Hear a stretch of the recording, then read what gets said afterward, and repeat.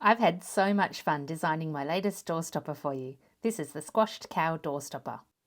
It was inspired by the image of a cow reaching through a fence trying to get that little morsel of grass on the other side. So I made a little piece of grass to go with it. I'd like to show you some of the things I love about my little cow design. I made a deep pocket here in the throat, so you can push the tongue inside like this and give it a short tongue if you like. Or you can pull the tongue out and play with its hilarious nose. I made the nose go all the way through. I've recently become a grandmother, so I'm trying to make interactive toys now. So you can make its tongue go through its nose like this. My adult children like to play with this too.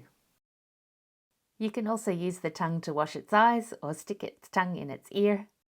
And I've made a little LOL tag because I thought it was quite appropriate for our little joke cow. I've given the cow some dizzy eyes like the dizzy emoji, or you can use safety eyes if you don't have children under 3. You can also roll it up into a seating position like this. So if you don't want it to go under the door, you can just have it sit like this. It's so cute. I love my little cow. I hope you love yours too. You can change your cow's size by changing the yarn and hook size. This one uses a narrower yarn and a smaller hook. For the body, I've used a lawn bowls ball I found at my local recycle centre.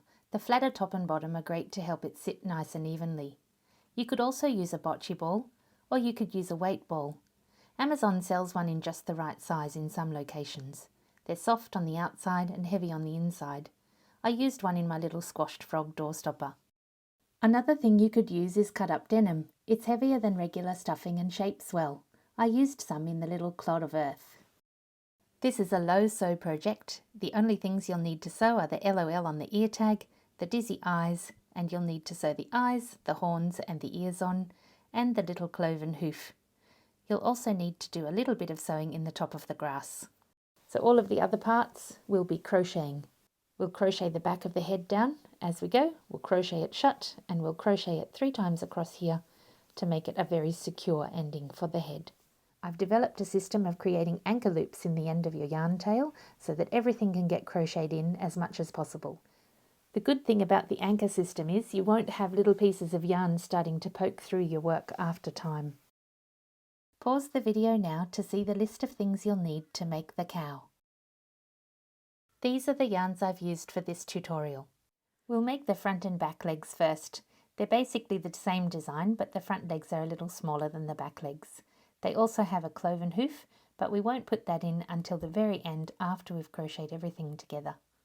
It's much easier to crochet them in without having to worry about where the cloven hoof part is, so we'll do that at the very end. So let's make the legs now. Start off by tying a knot in the end of your yarn to create a small loop. I always use an anchor loop when I'm making my magic rings. That prevents them from coming undone. So start with a magic ring and we're going to do 8 single crochet stitches. We're using amigurumi style in this pattern because it's much tighter and neater and you can't see the stuffing through the stitches. So we start with a little chain and now we'll do amigurumi style single crochet stitches. So put the hook through the center, yarn under and pull through a loop, yarn over and pull through both loops. That's the first one, so through the center, yarn under and pull through a loop, yarn over and pull through both loops. Yarn under, pull through a loop, yarn over, pull through both loops. And again, yarn under, pull through a loop, yarn over, pull through both loops. That's 4 stitches and you need 8. I'm going to speed up the video so I don't waste your time. Just do a total of 8 single crochet stitches.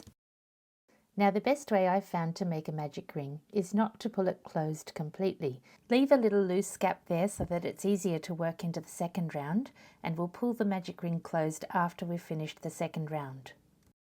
Insert a round marker before you start round 2 and remember to move it up each round. For round 2 we're going to do an increase and then a single crochet as our pattern. So go into the first stitch that was the first single crochet in the magic ring. Go behind both the front and back parts of that loop, yarn under and pull through a loop, yarn over and pull through 2 loops, and into the same space again, yarn under, pull through a loop, yarn over, pull through 2 loops.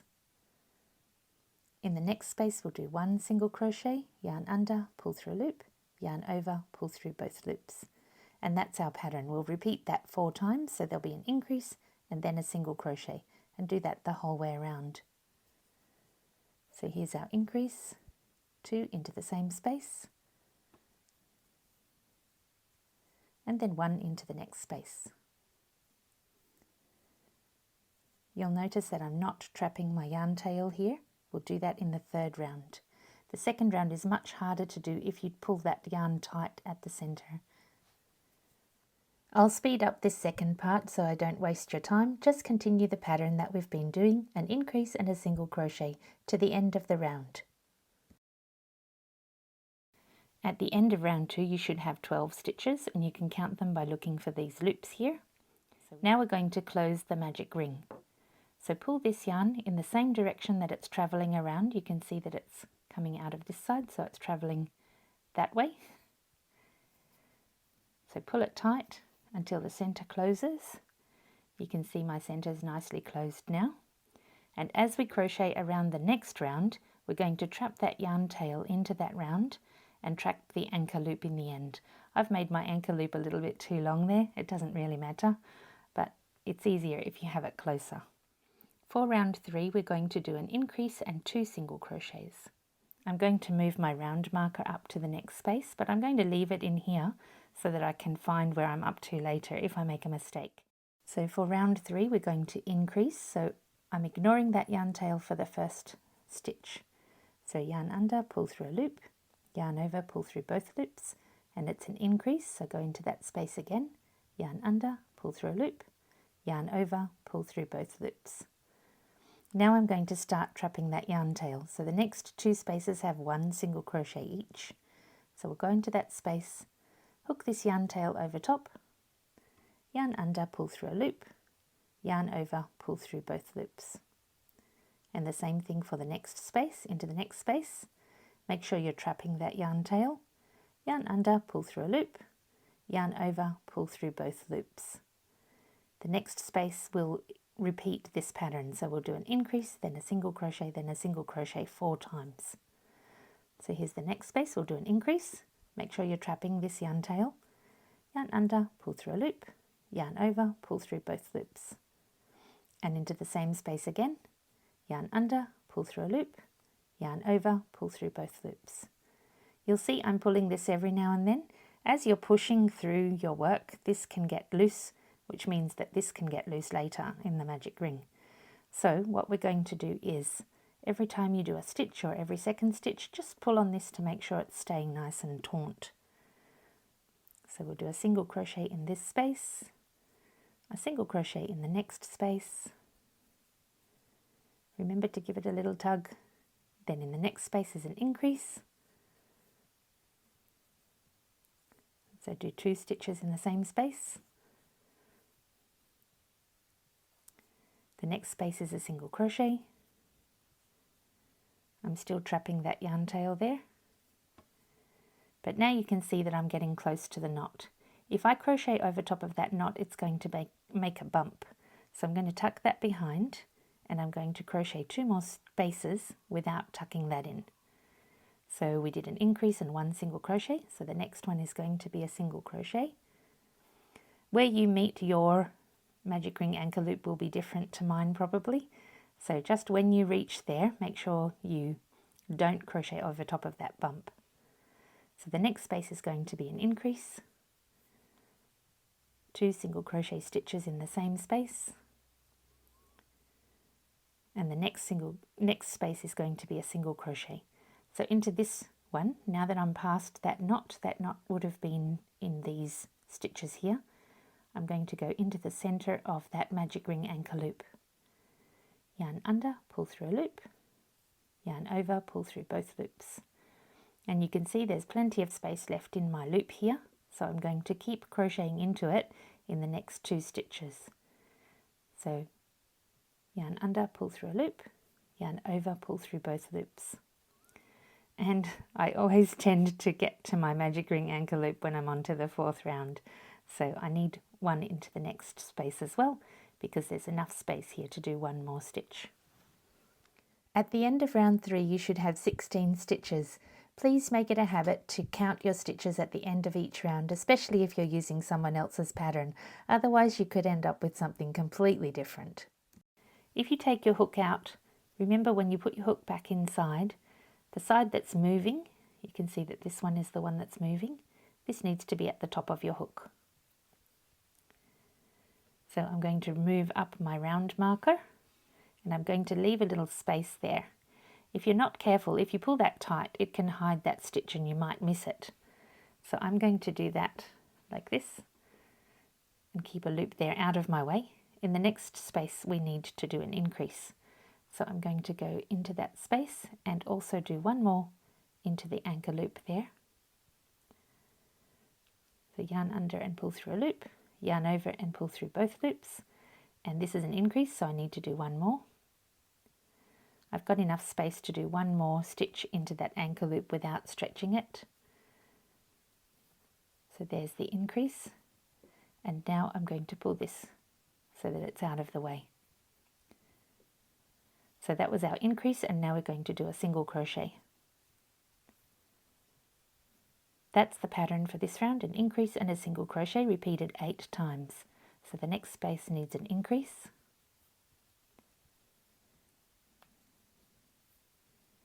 And then a single crochet in the next space. So repeat that pattern of an increase and a single crochet all the way around, and I'll meet you at the next round. Don't forget to count the stitches at the end of the round. You should have 24 stitches. So I'm going to put my round marker up for round 5. In round 5 we're going to do 5 single crochets and an increase. So make sure you go into that next space. Don't skip the first space there. So we're going to do 5 single crochets, 1 in each space. So there's 1, 2, 3, 4, and 5.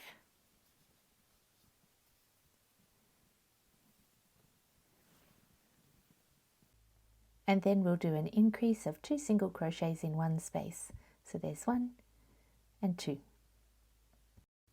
You'll need to repeat that pattern of 5 single crochets and an increase another 3 times, and I'll meet you at the end of the round. You should have 28 stitches at the end of this round. So move the round marker up again. Make sure you don't cover over that first stitch. So for the next 3 rounds, round 6, 7 and 8, we're just going to do a single crochet in each space. So just do a single crochet like this. That's 28 stitches per round. So I'm at the end of round 8 now, and I'm going to turn it all in the right way so that I can see what I'm doing. And when you turn it in the right way, it can stretch, so what I usually do is just massage it in so it stretches in this direction. And you should have 28 stitches at the end of the round, so we'll just count them to be sure. This is going to be the last round of this colour, and in this round we're going to do a decrease and 5 single crochets. So I'm going to mark the start of my round again, and I'm going to start with a decrease. To do a decrease, go into the front of each of the next 2 spaces and crochet them together like that. It does leave a little loop there, but you can hardly see it later. So then we're going to do 5 single crochet stitches, 1, 2, 3, 4, 5, and we're going to repeat that 4 times. So a decrease and then 5 single crochets. So I'll show you again. Go into the fronts of the next 2 stitches and crochet them together into 1 stitch, and then do 5 single crochet stitches. So 1, 2, 3, 4, and 5. And we'll repeat that 2 more times. So that's the end of my round, and there should be 24 stitches. Now I do my ends a little bit different to everybody else, but it's a pretty neat changeover. So if you have a look there, it's quite straight the way that it's done. You can see here, because the rows are growing there, that there's a changeover, but it's a pretty neat way to change over, and I'll show you how I do mine now. So into the next space, I'll just move that round marker there. Into the next space I'm going to do a slip stitch like this, and then I'm going to snip off a yarn tail. I only need enough to tie a knot in it. So pull your yarn through like this, and I dislike sewing as much as everybody else does, so I'm going to show you how I end. So go into the second space away, so this is the space we're just using, skip the next one and go into the following one. Then go back into the same space this piece of yarn's coming through, and into the back loop of the one below. I didn't get all of the stitch there. There it is. And I just pull that so that it's the same size as the other stitches, like this. And I'm going to tie a loop in this one as well. I really like my anchor loops, don't I? They work very well, and I don't have to sew anything back in later, so that's great for me because my thumbs hurt all the time. So just snip that off. And we're going to use that little loop to fasten this in, and you won't need to sew it later. So that's the end of that colour, and we'll change over to the next colour now. You can change your colours however you like, but I dislike how sometimes you get a step there when you do a colour change. So what I do is I make a knot in the end, an anchor knot like I did at the start, and do a slip knot like this, leaving just a short yarn tail like that. Then I get my work. This is the last stitch in the previous round, this is the slip stitch, and this is where I did the invisible end. So I'm going to go back 2 stitches before the end of the round. So that's the last stitch, this is a stitch before, and I'm just going to insert my hook there and start the new round here. So for the colour change, the new round will be starting here. So we'll put that round marker in there when we get up to there later. So now I'm just going to do a single crochet in each space. Actually, I'm trying not to trap that round marker there. If you crochet into this space where we've done the invisible end, it can pull loose like this. So the way that I'm going to show you now is to prevent that from coming loose, and also to prevent you from having to do any sewing. I dislike sewing so much, it hurts my fingers a lot. So make sure you don't pull those bits of yarn from the round marker. Remember, the round marker is moving over to here for the next round. This is where the slip stitch was, and this is the invisible end. And as I said, if you crochet into there, that's going to pull loose. So go down into the stitch below it, yarn under, pull on a loop, yarn over and pull through both loops, and pull that a little bit tight. So you're pulling that up to the same height as the other stitches. Now in the next space, we want to start trapping that yarn tail. So pull that tight, make sure the loop's a nice size there. It's a bit hard to see through my work here, but you're keeping that stitch there nice and tight. So then we yarn under, pull through a loop, yarn over, pull through a loop. Now what we're going to do is just a single crochet in each space, and we're going to trap this yarn tail as we go around the first part, and then we're going to trap the brown yarn tail going through the end part of this round. So you can see that I'm trapping that in with each stitch, keeping it nice and taut. So that's nice and taut but not too tight, and here I'm at the knot, so I'm going to tuck that behind for the next 2 stitches. So here's 1, 2, that should be past the knot. Let's check. Yep, it's past the knot. So from now on we're going to crochet into that magic ring anchor loop, not magic ring, the anchor loop from the end of this round, the colour change. There we go.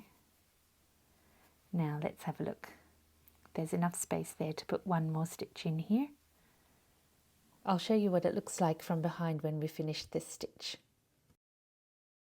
If you keep crocheting stitches into your anchor loop here, that will distort your work by pulling it tight. So make sure you have it in there nice and neatly, but not too tight. I'm happy with how many I've got there, so I'm just going to stop there and keep crocheting around this round with just single crochet stitches. But keep an eye out for when your anchor loop from the brown yarn comes. So I can see mine is going to sit neatly around and start maybe in this space here. So I'm going to do one more single crochet here. Crochet through the center of that anchor loop, and depending on the size of your loop you might need 2 or 3 or more stitches. Don't crochet it in too tight though. When you get close to the knot, remember not to crochet those parts in. You don't want to make a bump in your work. So just do a couple of stitches past the knot and then start crocheting around the yarn tail again until the end of the round. You can crochet it into the next round, but it's better to do it in this one if you can. Please remember to check how many stitches you have at the end of the round. You should have 24. In round 11 we're going to decrease by 3 stitches. We'll start with 4 single crochet stitches. Oh, I forgot my round marker. Just remember to put your round marker in.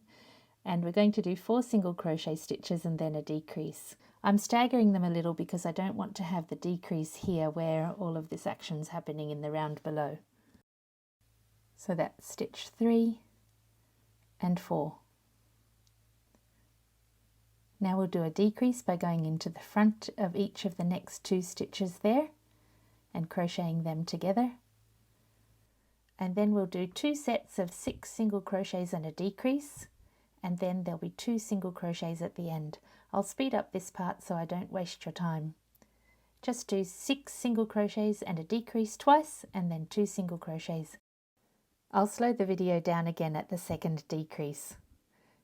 Imagine all the cool things we could make if we could always crochet this fast, or even faster. So here we are at the third decrease for this round. I forgot to say I usually roll my hook up into the 2 stitches to make the decrease. I find it's easier to get those front loops that way. And we've just got 2 single crochets to go here. Those 2 plus the 4 we did at the start make the 6 stitches between those 2 decreases. You should have 21 stitches at the end of this round.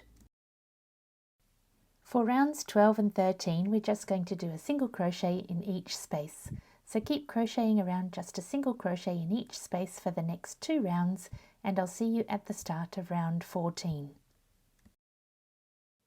Remember to move your round marker up for the next round. Here are the decreases from the previous round. There's one here and here's the other one. For this round we're going to put the decrease between, so it should be about here. So in order to do that we're going to do a single crochet, then a decrease, then we'll do 5 single crochet and a decrease repeated twice, and then 4 single crochet. You should have 18 stitches at the end of the round. By reducing these 3 stitches we're helping to shape this front leg. So keep following that pattern and I'll meet you at the start of round 15. For rounds 15 and 16 we're going to do a single crochet in each space. Don't forget to move your round marker up and count your stitches at the end of the rounds. So I'll meet you at the start of round 17. So just remember it's a single crochet in each space all the way around, and do that for 2 rounds. Remember to move your round marker up for the next round and don't miss that first stitch there. For round 17 we're going to decrease by 3 stitches again. This time we'll start with a decrease, so crochet those first 2 front loops together in 1 stitch, and then we'll do 4 single crochets, and we'll repeat that pattern 3 times. You should have 15 stitches at the end of the round. I'll meet you at the start of round 18. Remember to move that round marker up again, and in the next 2 rounds we're going to do a single crochet in each space. So for rounds 18 and 19 it's just a single crochet in each space, and you should have 15 stitches in each round. I'll meet you at the start of round 20. Remember to move your round marker up again, and you'll be happy to know we've only got 3 more rounds to go. This time we're going to do 3 single crochets and a decrease, and we'll repeat that 3 times. You should have 12 stitches at the end of the round. So there's my 3 single crochets and a decrease. So that's the pattern, 3 single crochets and a decrease, and repeat that 3 times to the end of the round. and I'll meet you at the start of round 21. And the last thing to do for this little front leg is to do 2 more rounds of a single crochet in each space. So we'll just do a single crochet, there'll be 12 in each round. So 2 more rounds of a single crochet in each space. I'll meet you at the end of this leg. After you've finished round 22, we'll do a slip stitch into what would have been the first space in round 23. Then we'll snip off a short yarn tail, pull the yarn through the loop with our hook, and then we'll do an invisible end. Insert your needle in the space 2 spaces across from the last stitch, and then put the needle through the top of the stitch the yarn's coming through and the back loop of the stitch below it. Then pull that to be the same size as the other stitches. You don't need to sew your yarn tails in because we'll take care of them when we're crocheting the front legs into the body. Next you'll need to add some stuffing to the legs, and as you can see by my cow, they're stuffed quite softly. We're going to do that cloven hoof right at the end. That's the last thing we'll do after we've finished everything else. So add some stuffing to your front legs now, and remember it needs to be slightly firm but soft. Next we'll make the back legs, and for the first 4 rounds they're exactly the same as the front legs. Start with an anchor loop in the end of your yarn, the same as we did before, to prevent your magic ring from coming undone. We'll start exactly the same as we did for the front legs. Just make a loop around your fingers, put your hook through the center and pull through a loop. Get ready to crochet. Then we'll do a single chain and start the magic ring. So put your hook through the center, yarn under and pull through a loop, yarn over and pull through both loops. That's the first single crochet, and you need to make 8 of them. So do the same, yarn under, pull through a loop, yarn over, pull through both loops. Keep doing that and I'll meet you once you've done your 8 single crochet stitches. Remember, when you close your magic ring, don't pull it tight. It makes the stitches in round 2 much too difficult. So just pull it tight enough so you can reach that first stitch in round 2. And don't forget to insert a round marker. It's so much easier when you can count your stitches. This time I'm just going to use a single round marker and not wind it all the way up. The pattern for round 2 is an increase and a single crochet repeated 4 times. So make an increase in that first space. Remember to go behind both the front and back loops of that stitch. And remember to make an amigurumi style single crochet stitch. Then do another stitch in the same space. Then a single crochet in the next space. And that's the pattern that we're going to repeat 4 times. Also remember, we're not going to trap our yarn tail as we go around in this round. We're going to trap it in round 3. So just do that, an increase and a single crochet all the way around. You'll have 12 stitches at the end of the round, and I'll meet you at the start of round 3. Remember, when you're pulling that magic ring closed, to pull it in the same direction it's going around the center. Otherwise you can't get it nice and tight, and you also might break your yarn. So just pull that closed now. We'll trap the yarn tail in round 3. Move your round marker up for round 3, and in round 3 we're going to do an increase and then 2 single crochets repeated 4 times. You should have 16 stitches at the end of the round. So there's our first increase there, and I usually don't trap the yarn tail in that first stitch. And then we're going to do a single crochet in the next stitch, but we're going to trap that yarn tail as well. So just put it there between your stitches and crochet over top of it, and we'll do a single crochet in that space. So we've done our increase and our single crochet, so we're up to the second single crochet now. And remember, once you've done your single crochets, every now and then to give that yarn tail a little tug to keep it taut in your work. So keep going and just do your increase and then 2 single crochets all the way around, trapping that yarn tail and keeping the tail taut. And remember from when we did the front legs that you need to have a space of 2 single crochet stitches where you're not trapping the yarn tail once you get to that knot point. Don't forget to keep following whatever the pattern told you to do as you get past those 2 stitches. And then crochet into the center of the anchor loop so that you can secure that firmly so it can't ever come undone. You'll have to decide on how many stitches you can fit in your loop, because I'm sure your loop size will be slightly different to mine. Just make sure you don't put too many stitches into that anchor loop, or it can cause your work to distort when you put the stuffing in. Move your round marker up for round 4. In round 4 we're going to do an increase and then a single crochet and repeat that pattern 8 times. This is the last round that's the same as the front legs. So just keep repeating that pattern of an increase and a single crochet all the way around until the end of the round. You should have 24 stitches at the end of round 4. Move your round marker up for round 5. The back legs are a little larger than the front legs, so we need to do a few more increases in this round. So in this round we're going to do an increase and then 2 single crochets, and we're going to repeat that 8 times. You should have 32 stitches at the end of the round. So the pattern is an increase, then a single crochet and a single crochet. So there's the pattern, and we're just going to do that 8 times. Don't forget to count your stitches at the end of each round, and I'll meet you at the start of round 6. For the next 5 rounds, rounds 6 to 10, it's a single crochet in each space. Just 1 single crochet in each space all the way around. There'll be 32 stitches in each round. Make sure you check them as you go, because it's much easier to fix one round at a time than it is to try and go back all the way to wherever you've made a mistake. So just do 1 stitch in each space, 32 stitches per round. Move your round marker up for round 11, and I'm going to turn mine in the right way now. You can do it now or wait until the next round, it's up to you. I usually give the top a little massage here to make sure the stitches aren't stretching. This is the last round before we have a colour change. In round 11 we're going to do a decrease and 6 single crochets, and we'll repeat that 4 times. So there'll be 28 stitches at the end of the round. So start with a decrease and then do 6 single crochet stitches and repeat that another 3 times. So just follow that pattern until the end of the round, and I'll show you again how I do my colour change on the legs.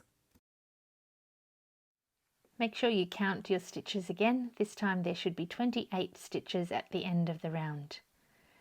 This was the last round that we needed for the base of the leg, for the hoof part, and we're going to do 1 slip stitch into the next space here. So yarn under and pull through a loop, and then use that loop to pull through the loop on your hook. Then we'll snip off a short yarn tail and make an invisible end. You might need a tail a little bit longer than I've done here. I think I cut that a bit too short. Next we'll do the invisible end. So here's the space we were using for the slip stitch. Move forward 2 spaces and put your needle through that space. Then come back to the space the yarn is coming through. See, here it is. Go through that space and through the back loop of the stitch below. Pull that through and try to make that loop the same size as the other stitches. I already showed you how to do this in the front leg part, so I hope it's not overkill showing you again. Just tie a small loop in your yarn end here. I use the crochet hook to make it as small as possible, and then snip off the short yarn tail ready to do the next part. So in the end it should look like this. You should have a loop the same size as all the other loops, and just have this short piece of yarn here with a loop on the end. We'll start the next colour with an anchor loop at the end as well. You can see I really love my anchor loops, don't I? And we're going to do a slip knot here. So just make a slip knot quite close to the end, but you're going to need to leave a little bit of space here to crochet that into your stitches. So tighten that. And then here is the invisible end. Here's the slip stitch. I'm going to go 2 stitches across from that. So insert the hook in there, and then just do a regular amigurumi single crochet stitch. All of the stitches in this round will be just a single crochet stitch. So I'm going to go into the next space and do a single crochet stitch, and into the top of the slip stitch here. That's a little tight, I tightened mine a little bit too much. And here is the invisible end. So what I'm going to do for the invisible end, instead of going into that stitch at the top there, that's the invisible end, I'm going to go down into the one below. I'm not trapping the yarn tail, it's just too bulky if you do that. Pull a stitch through, and you're going to pull that one a little bit tight. You want those stitches down underneath there to come quite tight, but the loop needs to stay big enough to fit through for the next stitches. And from now on, we're going to trap this as we go around. So crochet into the next space and trap this yarn tail. And into the next space. And just work your way along, trapping that yarn tail the whole way around until you get to the knot. And as before, we're not going to crochet over top of the knot because you don't want that knot to be making a bump in your work. So I can fit one more stitch there before I get to the knot.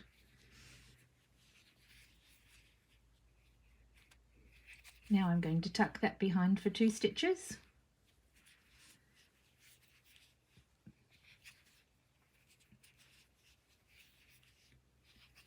And then I'm going to crochet into the center of that anchor loop.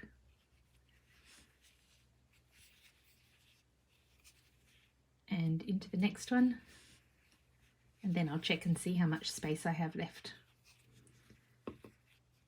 I can fit one more stitch in there, I think, without distorting the work once the stuffing goes in. So I'll put one more there and then just check. Yes, even if I pull that and stretch it, this is not distorting the work. That's enough stitches in there, so it's nice and tight, but not too tight. You can see there's still a little bit of give in there. And then I'm going to keep crocheting around, but I also need to see where this is going to meet in my crochet work. So I'll just check along there. It's going to meet about here, so I still have 1, 2, 3, 4, 5 or 6. So I'll just crochet forward 5 or 6 stitches and then see when I get to there. It's going to be different for you depending on where you put your anchor loop and how much space is between your anchor loop and the start of your round. This is what works for my particular length here. So I'll check again. And that one will go into this space, I think, so I have one more left. But please make sure you check each time because it's going to be different each time as you make it. We're all different in the way that we make our things. So we'll just try that one and see how tight that is. Actually, that looks perfect to me. You want to have this pulling enough to make that stitch look nice and neat, as if it's being held into the stitch before it. So that's going to work quite well for me there.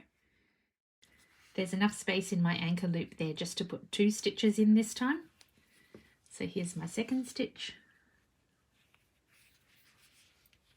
Then because of the knot, I'm going to stitch past 2 stitches now. So there's 1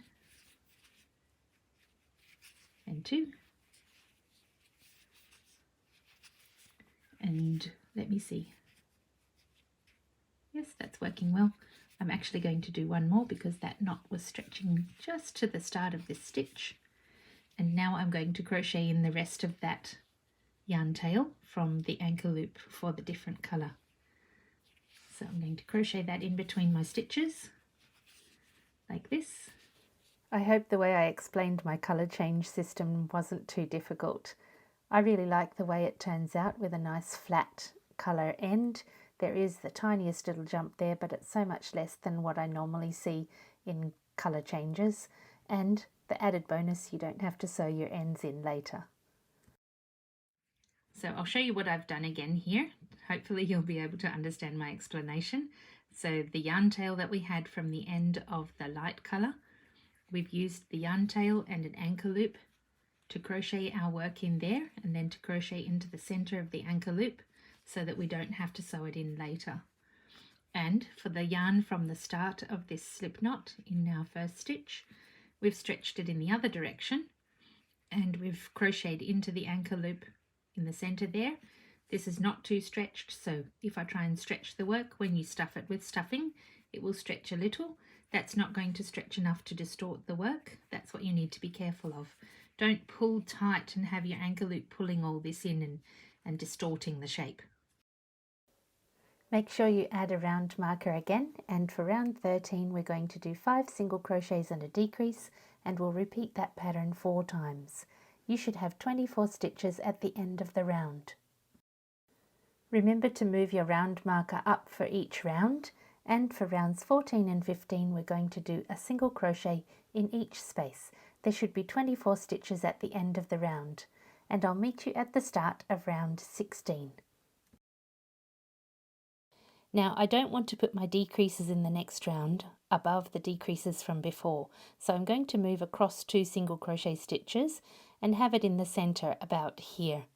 The pattern for round 16 is 2 single crochet, then a set of decrease 6 single crochet done twice, then a decrease and 4 single crochet. You should have 21 stitches at the end of the round, and I'll meet you at the start of round 17. In round 17 and 18 we're going to just do a single crochet in each space. So you'll have 21 stitches in each round for the next 2 rounds. And I'll meet you at the start of round 19. So just do a single crochet in each space. Remember to check and make sure you've got the right number of stitches at the end of the round, and I'll meet you soon. At the end of round 18 you should have 21 stitches, so check and make sure you've got the right number, and we'll move our round marker up to the next round. In round 19 we're going to decrease by 3 stitches again, so the pattern is decrease and then 5 single crochets, and do that pattern 3 times, and there'll be 18 stitches at the end of the round. I'll meet you at the start of round 20. Remember to move your round marker up at the start of each round. You don't want to lose track of where you're up to. And for the next 2 rounds, rounds 20 and 21, we're going to do a single crochet in each space. You should have 18 stitches per round, and I'll meet you at the start of round 22. For round 22 we're going to decrease by 3 stitches again. Our pattern is 4 single crochets and a decrease, and we'll repeat that 3 times. You should have 15 stitches at the end of the round, and I'll meet you at round 23. For rounds 23 and 24 we'll just do a single crochet in each space, and remember to check that you have 15 stitches at the end of each round. I'll meet you at the start of round 25. We only have 3 rounds left to go on the legs. Remember to move your round marker up at the start of the round again, and this round we're going to do a repeat of a decrease and 3 single crochets. Continue that 3 times around the round, and you should have 12 stitches at the end of the round, and I'll meet you at the start of round 26. There are only 2 rounds left in our leg now. It's rounds 26 and 27, and it's a single crochet in each space. You should have 12 stitches in each round. I just finished round 27. We don't need the round marker anymore, and I'm going to do a slip stitch in the next space, just loosely like that, and then we'll end off the same as we did for the front legs. We'll just snip off a yarn tail and do an invisible end. Of course you can sew your yarn tails in however you like, but I'm going to go across 2 spaces the same as we did for the front legs. Put your needle through that space there. Come back to the top of the circle that your yarn is coming from, put your needle through there and through the back loop of the stitch immediately below, and that's all we need to do. We don't need to sew in any yarn tails because we're going to crochet them in when we put the body together. Then add some stuffing, not too much, it needs to still be a little bit squishy, and the last thing we'll do, but that's at the very end of the pattern, is to make the cloven hoof, and I'll show you how to do that right at the end. Next we'll make the tongue. This is a very easy piece. We'll just make this and put it aside. So we'll start with a slip knot. Wrap the yarn around your fingers like this and pull through a loop. Pull it tight around the hook, and then we'll do 2 chain. 1, 2. Then we're going to do 44 foundation half double crochet stitches. Wrap the yarn around your hook and go through what was the slip knot. I go through so that there's 1 piece at the bottom and 2 pieces at the top. Yarn over and pull through a loop. You have 3 loops on your hook. Yarn over and pull through only the bottom loop. You still have 3 loops on your hook. Yarn over and pull through all 3 loops. Then to make the next stitch, we're going to go into the bottom part of that stitch we just made. So yarn over, and you need to go through both the front piece and the back piece of that the base of that stitch. My yarn's a bit stringy. If yours is too, you need to make sure you get all the parts there. Yarn over and pull through a loop. You have 3 loops on your hook. Yarn over and pull through just the first loop. Then yarn over and pull through all 3 loops. And you just have to repeat that again and again. So yarn over and go through both the front and back parts of that, the base of the previous loop, previous stitch. Yarn over and pull through a loop. Yarn over and pull through only the bottom loop. Yarn over and pull through all 3 loops. So again, yarn over and go through both the front and back parts of the previous stitch's base. Yarn over and pull through a loop. Yarn over and pull through 1 loop. Yarn over and pull through all 3 loops. And one more time, yarn over and go through both the front and back parts of the previous stitch at the base. Yarn over and pull through a loop. Yarn over and pull through only the bottom loop. Yarn over and pull through all 3 loops.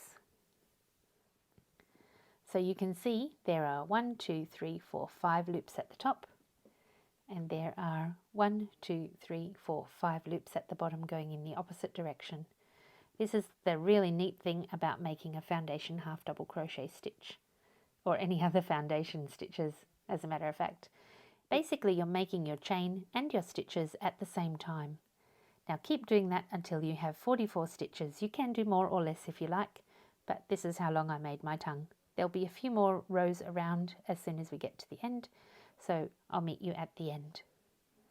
When you get to the end of your foundation half double crochet stitches, we're going to do a single chain and then crochet into the center of that foundation half double crochet.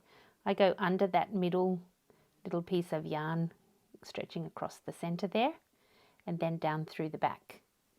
Then do a single crochet. Oh, I missed a part of the loop. There it is. Then do another chain and then crochet into the base of that previous foundation half double crochet stitch. So again, going behind the front and back part of that stitch, and do a single crochet stitch. That makes a kind of flat base there, and now we're going to do a single crochet in each space, and I'll meet you at the other end of the tongue. That sounds really weird to say, doesn't it? I'll meet you at the other end of the tongue. So just a single crochet in each space all the way along. I don't like sewing yarn tails in, and this will need to be sewn in through the tongue somewhere. So what I usually do is I tie an anchor knot in my yarn. So what I'm going to do is tie a small knot in the end here, about the same size as my crochet hook, so that it's the same size as one stitch. Then we'll cut off the yarn tail and have a nice neat little knot there ready to use as we crochet along. I've already crocheted to the end of the row, so I'm going to undo a few stitches here to show you how I use the anchor knot. So just undo the same length as the yarn tail and the anchor knot there. Then stretch the anchor knot and yarn tail along the stitches to find where it meets with a stitch. So what I do is I crochet into the stitch, then I crochet into the loop. I'm all about anchor loops. If you watch any of my videos, you're going to see anchor loops everywhere. So you crochet a regular single crochet through that space, and then I'm going to crochet over that, all of that work there. It will have a little bump here, but my sewing is so bad that it'll have a little bump anyway. So I'm hiding that in that stitch there, then just crocheting to the end of my row. So I had 44 stitches in total, but you can have as many stitches as you like. One of my cows has a slightly longer tongue than the other cow, and it was roughly 50 stitches, so do as many as you like. So here's the last stitch of my 44 stitches in this row, and I'm going to do a single chain here, then crochet into the center. I'll just move that little piece of yarn aside. If I poke in there, it's going to make a little hole there. So I'm going to go on to the other side and kind of force that across so that it fills in the space there. Then I'm going to do another chain and then crochet all the way along the other side with single crochet stitches. So here's the first one, and that will make the top of the tongue a little bit rounded like that. So just do a single crochet in each space all the way along until you get to the end. You should have 44 stitches if you're doing the same number as me. So just keep going until you get to the end. When you get to the end, cut off a yarn tail. You don't need one as long as I've cut off here. That was a mistake. And pull the loop on the hook until the yarn pulls through. Then we'll do an invisible end. Thread your yarn tail onto a needle, go into the next space, both behind the front and back of that loop, then go into the loop that the yarn's coming from and the loop below. Pull that through so that it's the same size as the other stitches there. And now you're done with the tongue. You could use either end of the tongue, they both look nice, but I don't like sewing the yarn in, and if you did this end, you'd have to sew the yarn in anyway. So just put that aside and we'll tie off the yarn tail at the end so you don't need to do anything with it. I'm sorry I did it too long here.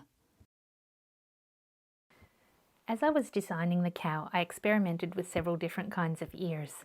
So these are the ears I ended up making. They have a pattern like this and we curve it at the end. This helps it to hold its shape and it looks more realistic. You can turn it in either way for either ear, so it's interchangeable there, just fold it in the direction you need. Here are some other shapes that I experimented with. These ones are crocheted straight into the head, so there's no sewing involved. This one's basically the same shape as the ear I ended up making, just without the curled bit at the end. I decided against that style because I thought it would become more floppy. But you can do whichever you like. I'll include these patterns in the paid pattern if you'd rather do ears in those shapes.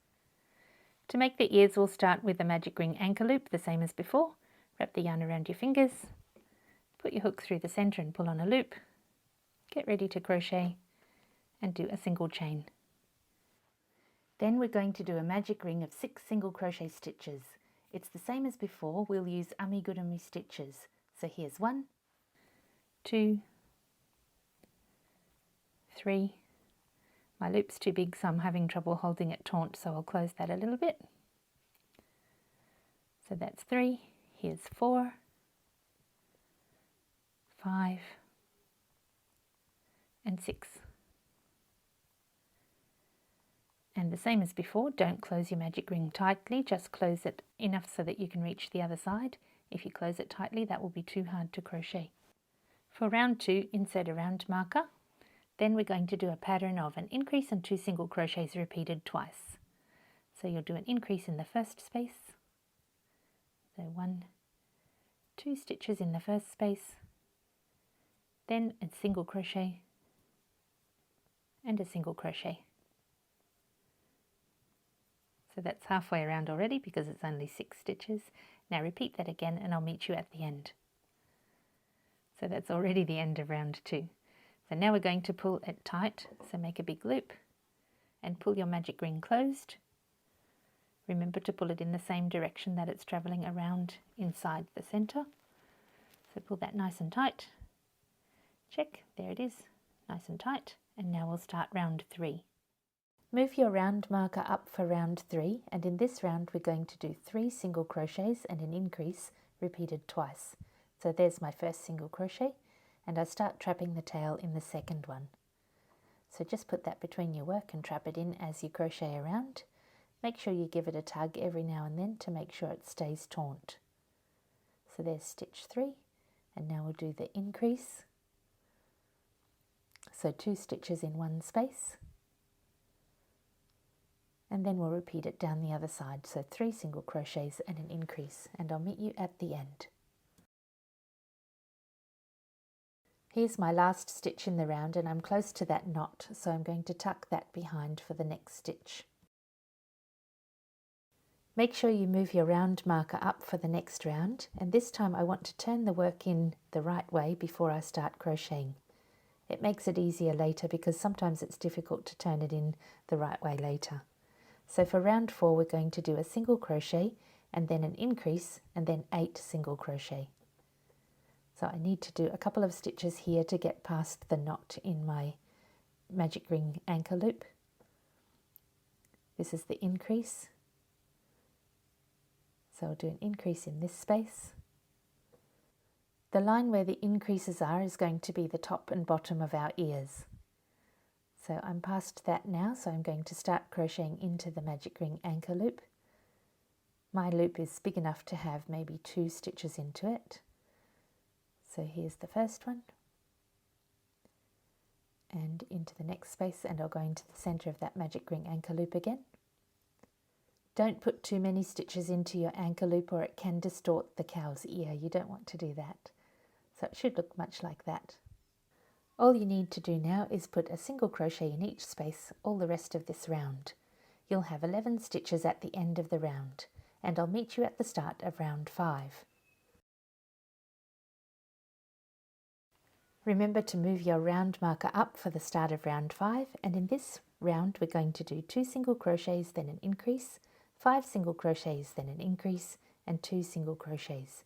You should have 13 stitches at the end of the round. We're going to do the increase directly in the top of the previous increase. We won't do that all of the way, but most of the way we'll have an increase in the top of an increase to make the crease line, or beside the crease line, for the top and bottom of the ear. We will adjust those increases in increases just slightly as we go along because your work naturally twists as you crochet. So I'll show you how to do that as we go. So just crochet the rest of this round and I'll meet you at the start of round 6. Remember to move your round marker up for the start of the round, and in this round, round 6, we're going to do 3 single crochets, and increase, and then 9 single crochets. You should have 14 stitches at the end of the round. Please remember to count your stitches at the end of each round, otherwise it could all get messed up. And I'll meet you at the start of round 7. Move your round marker up for round 7, and in this round we'll increase at the top and bottom again. So first we'll do 4 single crochets, then an increase, then 6 single crochets down the other side, and an increase at the bottom, and then 2 single crochets. You should have 16 stitches at the end of the round. You might notice that it's starting to twist here. This is the last one we're going to do inside the increase from the previous round. In the next round we're going to move over one space. So keep following the pattern and I'll meet you at the start of round 8. Remember to move your round marker up again for the next round.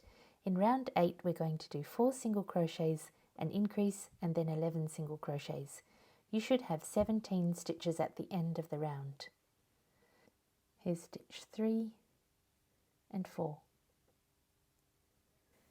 Now this time I'm going to go slightly to the right of the increases from before. We were stacking them here. I'm going one across from there. The reason I'm doing that is because as you crochet in the round, you know that your work tends to slant, and by doing this I can make sure that the work isn't going to all twist later.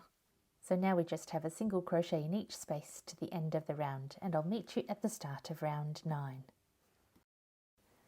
So move your round marker up again for the start of round 9, and this time we're going to do 5 single crochets, an increase, and 11 single crochets. You should have 18 stitches at the end of the round. This is our last increase, then we're going to do a plain round next round, and then we're going to start decreasing. So just follow the pattern. We're up to the increase here, and then it's 11 single crochets to finish.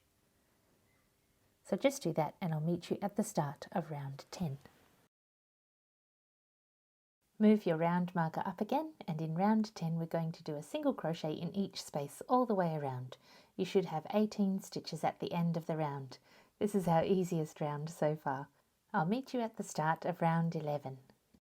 As you can see from my sample ear here, this is where we're going to start decreasing to create that shape of the ear, and then we need to increase to make the part that's going to make the circle at the bottom of the ear. So we're going to start decreasing now. Move your round marker up for round 11, and in round 11 we're going to do 5 single crochets, then a decrease at the top, and then 11 single crochets. You should have 17 stitches at the end of the round. Make sure you do a careful amigurumi style decrease there, using the front loops of each of the next stitches and crocheting them together into one stitch like this. So in the fronts there, then an amigurumi style single crochet stitch, because that pulls it in really tight and neatly. Then it's just a single crochet in each stitch to the end of the round. I'll meet you at the start of round 12. Move your round marker up again for our next round, and in this round we're going to decrease on both the top and the bottom. So for round 12 it's 5 single crochets and a decrease, 7 single crochets and a decrease, and then a single crochet to end. You should have 15 stitches at the end of the round, and I'll meet you at the start of round 13. Round 13 is an easy one again. In this round we'll just do a single crochet in each space all the way around. You should have 15 stitches at the end of the round. I'll meet you at the start of round 14. Round 14 is where we're going to start increasing again. You can see that it increases more on this side than this side. So we'll start doing that now. So this round just has one increase. We'll do 5 single crochets and an increase, and then 9 single crochets. You should have 16 stitches at the end of the round.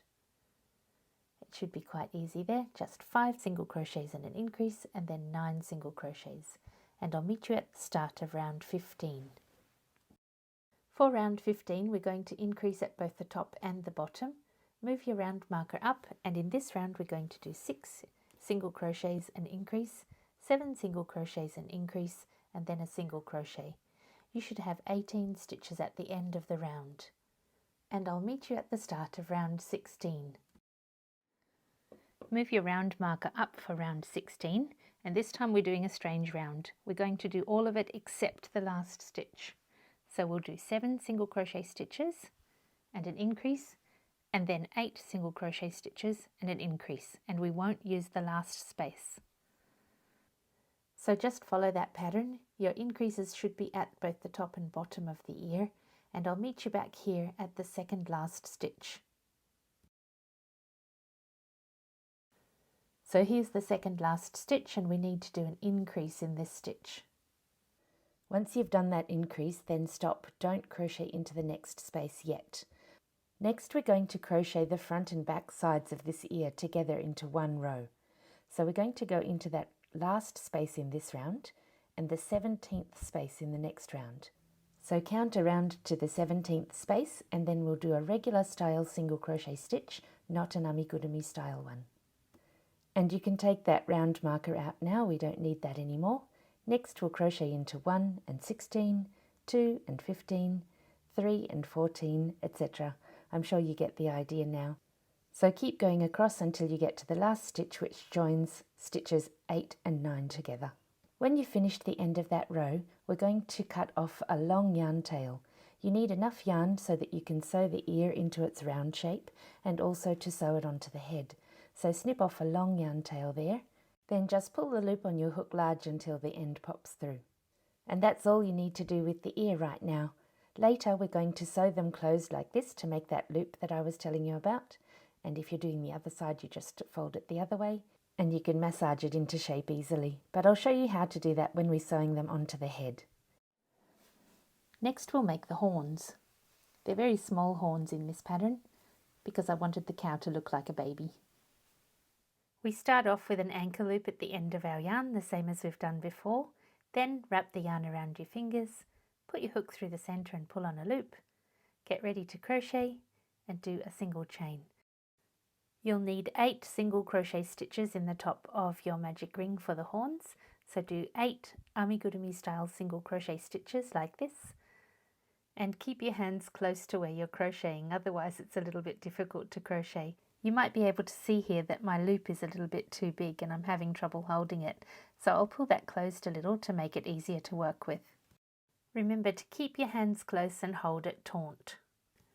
When you've finished your 8 single crochet stitches, pull the center closed but not too tight, otherwise the second row is too hard to crochet.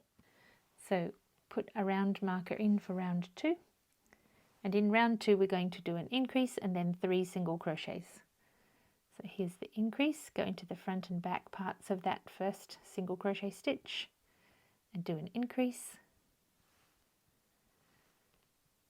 and then we're going to do a single crochet, 3 single crochets, sorry.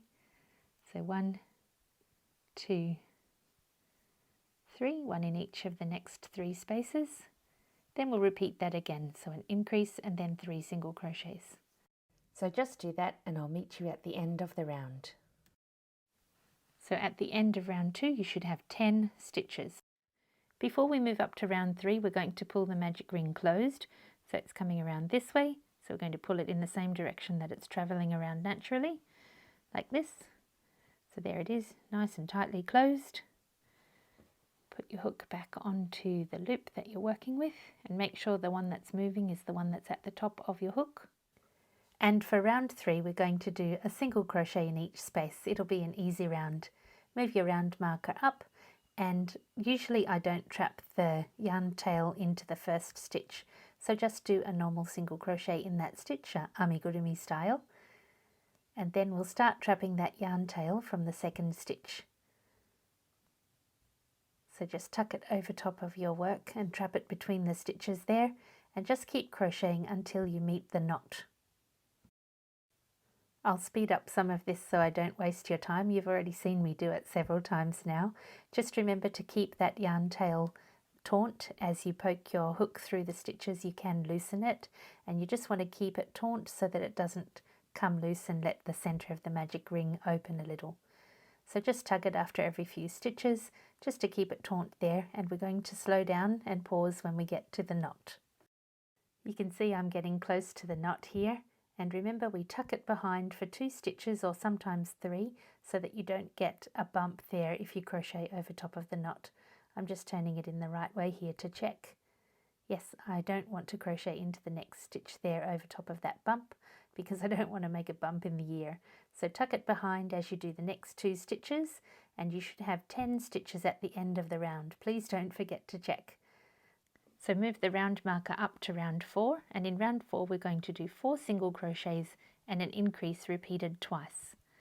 So I'm ignoring that yarn tail again for this stitch because of the bump, and now in the next stitch I'm going to start crocheting through the center of that magic ring anchor loop. I want to have 2 stitches in there, so I'll do 1 here and then 1 in the next stitch, and then we can ignore it. You're sure to meet your anchor loop at a different stage to me, and depending on the size of your anchor loop you may be able to fit more or less stitches than I do, but in mine I can fit 2 neatly there without stretching the work. So we've done 3 single crochet stitches, we need to do 1 more and then an increase. So here's the increase, and we need to do 2 single crochets in the same space, and then you just do the same thing down the other side, so 4 single crochets and an increase. You should have 12 stitches at the end of the round. I'll meet you at the start of round 5. Then round 5 is going to be a simple round again. We're just going to do a single crochet in each space. You should have 12 stitches at the end of the round. So just do a single crochet in each space and I'll meet you at the end of the round. So we have 1 more round to go. Move your round marker up for round 6. And in round 6 we're going to do 2 single crochets, an increase, 5 single crochets, an increase, 2 single crochets and then a slip stitch. So you'll have 14 stitches at the end of the round. I'll meet you at the space just before the slip stitch. And I'm going to do a slip stitch in the next space. You can choose what you like. By doing it this way you're going to end up with one side feeling slightly longer than the other side. If you don't like that, then you can just keep doing a single crochet here and do a slip stitch in the next 1 or 2 spaces, whichever you like. But I want to put mine here because I want to put it on the top curve of the head. So I'm going to do a slip stitch here and then I'll do an invisible end. So this one also you need enough yarn to sew it to the top of the head. So give yourself a long enough yarn tail that you can sew it to the top of the head. Pull the yarn loop large, don't pull it tight, mine's getting tight there, I shouldn't have done it that way. You can loosen it by putting your needle into the top of that previous stitch, the top of that previous loop, and then we can do an invisible end here. To do an invisible end, just pull out that round marker and we're going to go 1, 2 stitches across. Then we're going to go back into the same space that this yarn was coming out of, and this space below here will go into the back part of that stitch. So into the top where the yarn's coming from, into the back part of the loop below, pull your yarn through and pull the stitch to be the same size as the other stitches. so you'll hardly be able to see where you've got a join there. As you can see by my cow, maybe, the head's shaped around a little bit there, and I've placed my little horns here so that the shorter side is at the top side and the longer side is at the bottom side, so it looks really even when you look at the cow straight on. I've made two eye options for our little squashed cow door stoppers. There's the safety eye style and the dizzy eye style. I'll show you how to make the safety eye style first and then the dizzy eye. Please don't use the safety eye style if you have children under 3. They're a choking hazard, even though they're quite large. You'll need a yarn tail of about 15 centimetres, and you don't need an anchor loop this time. Wrap the yarn around your fingers and put your hook through the centre, pull on a loop, get ready to crochet, do a little single chain there, and we'll do a magic ring of 9 single crochet stitches. I'm still doing amigurumi style, so here's 1, 2, 3, 4, 5, 6, 7, 8, 9. I'll try not to waste your time wherever I can. Magic rings are easier to do if you keep them quite taut. So I'm going to pull this partially closed, but you can't close it completely because you need the safety eye pin to be able to fit through there. I'm going to put in a round marker. The pattern for round 2 is an increase and then 2 single crochets, 1 in each space. We'll do that repeat 3 times altogether, and you should have 12 stitches at the end of the round. Make sure you go behind both the front and back parts of that first stitch, then do a single crochet and another one in the same space. Then do a single crochet in each of the next 2 spaces and repeat that whole pattern another 2 times, and I'll meet you at the end of the round. Remember to count your stitches at the end of the round and move your round marker up for the next round. Round 3 is a very simple pattern of an increase and a single crochet repeated all the way around. You'll have 6 repeats altogether, and you'll have 18 stitches at the end of the round. So I'll meet you at the start of round 4. For the next 3 rounds, rounds 4, 5 and 6, we'll just do a single crochet in each space all the way around. You should have 18 stitches per round, and I'll meet you at the end of round 6. To finish off the eye, we're going to do a slip stitch and then an invisible end. You're going to need quite a long yarn tail, so cut off a long yarn tail here because you're going to need to use it to sew the eye onto the head. Then pull the yarn on your hook until it pulls through and thread it onto a needle. So here's where the yarn is coming out into this loop here. Go across to the next stitch and then the stitch after that. Put your needle through there. Then bring the needle back into the top of the stitch that this yarn is coming through and the back of the stitch behind. This one here. Then pull it through there and pull it so that it's the same size as the other stitches. So there's your invisible end, and when we sew around, I'll sew into this part of the stitch here so that I don't pull that loose. So into this part of the stitch here and into all of the outside parts of the next stitches. You don't need the round marker anymore. So I'm going to put the safety eye in the center, and I'm going to turn it in the wrong way again, and I'm going to pull this yarn tail in the same direction that it's coming. You can see it's coming from here, so it must be coming around this way.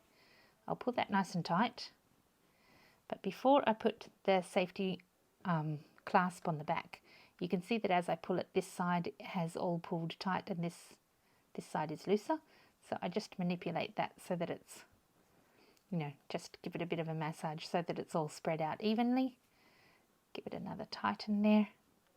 And this safety eye clasp should hold that in, but I'm going to tie that into the work later. As you know, I don't want to sew anything as much as possible, so I'll tie these 2 ends together when it's sewn onto the head. I'll show you that later. So put your safety clasp on. If you have trouble clasping it very tightly, I use whatever I can to push that on.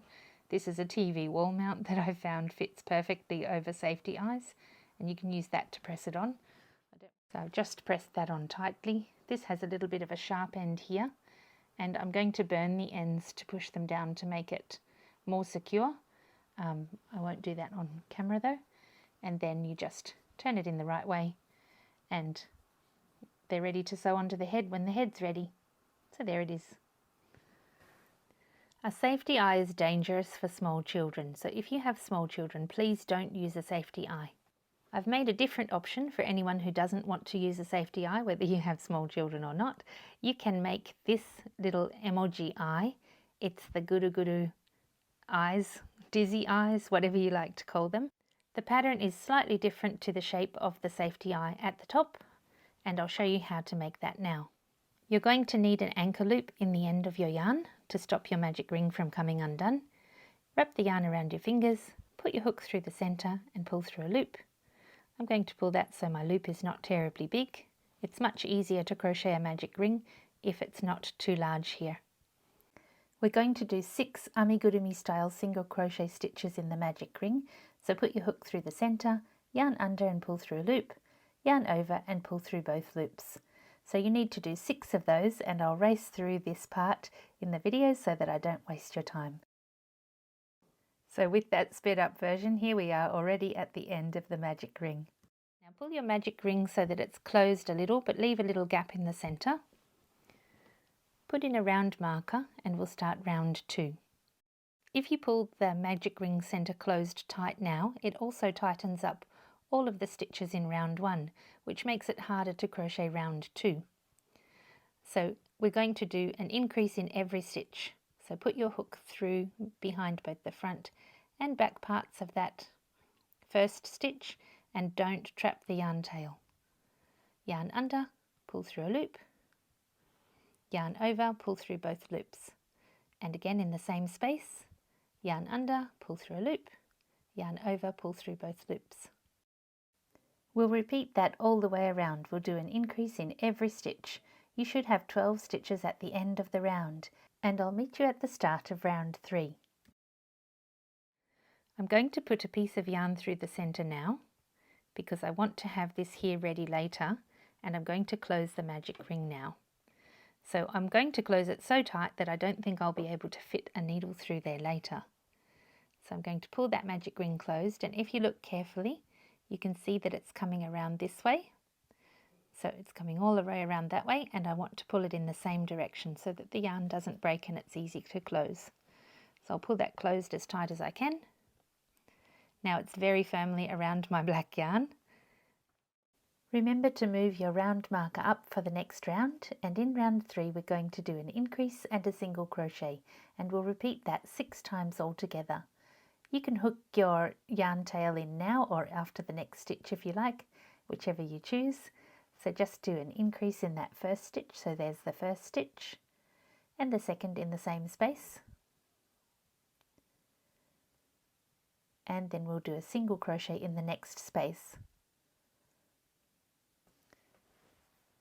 And remember to trap that yarn tail as you're working around.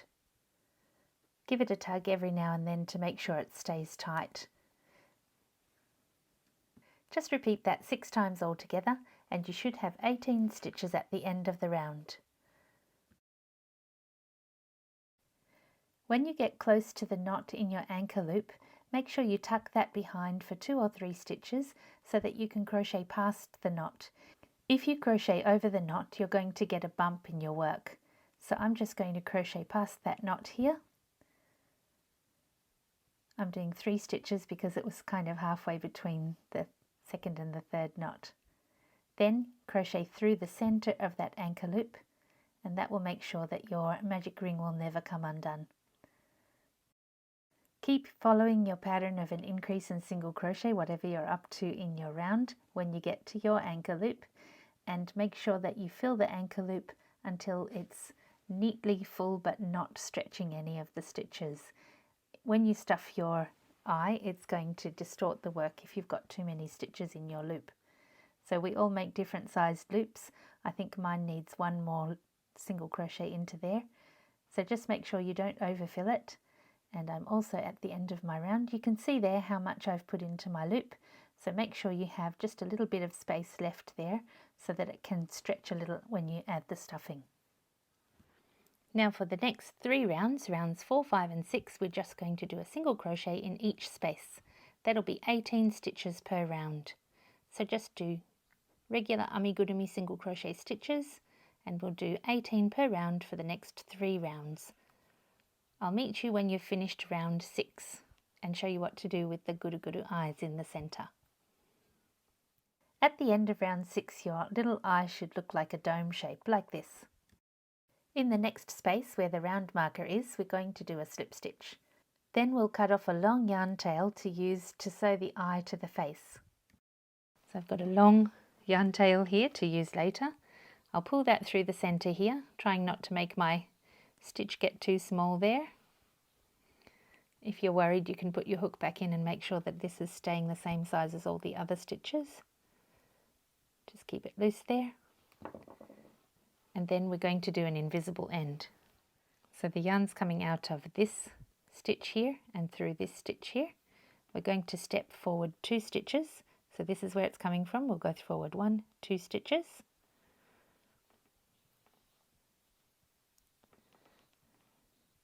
And then we're going to sew into the top of the stitch that the yarn's coming out of, and also the top of the back part of the stitch below. So we'll go through the top here and through the back stitch of the one below. Pull that tight so the stitches are the same size as the stitches around it. And you don't need to do anything more with that yarn tail. We'll use it to sew the eye to the face later. If you haven't put your black yarn through the centre of the magic ring yet, please do it now. We're going to make 23 stitches in a spiral, following the same path your crocheting goes. So if you're right-handed, it'll go one way, and if you're left-handed, it'll go the other way. I'm going to step across to where the first round was. This is where it's going up here, so I'm going to step across to here because it will come around here and then it will go across here. So I don't want to use this space here because it will be needed for the next round. So you come into this space here. We're not tying anything off at the bottom there. We'll tie it off when we finish the guru. We'll tie the 2 black yarns together. I'll speed up this section so I don't waste your time. All you need to do is follow the little points left by your crocheting that spirals around outwards. Sew up through the next space and back down into the previous space to connect the stitches in a spiral shape that makes the eyes look dizzy.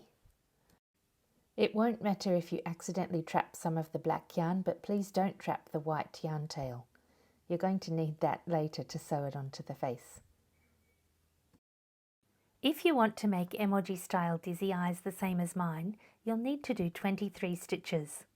If you want to make them a different way, that's perfectly fine too. Do whatever you like. But I wanted mine to look the same as the emoji guru dizzy eyes. When you sew them to the face, be careful to make them twirl outwards the same as the emoji style eyes. That means to have the ending tails on the outsides of the face. And here's my last one. There's 23.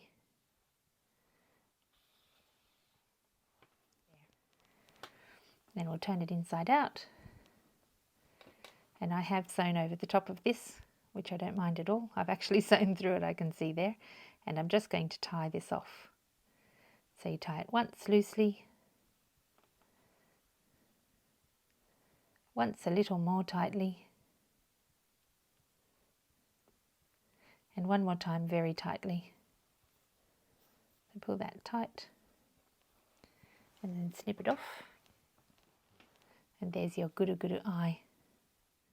It'll look a bit like this when it's finished. Doesn't it look funny? Next we'll make the ear tag. It's crocheted in the round and then embroidered with LOL, and then we sew it into the ear to make it look like a realistic ear tag. To make the ear tag, I'm using Nubu yarn and a size 4mm hook. I'm starting with an anchor loop at the end again so that I don't have to sew the yarn tails in when I'm finished. We can anchor it in and then just forget about it. So start with a slip knot, and we're going to do a chain of 8.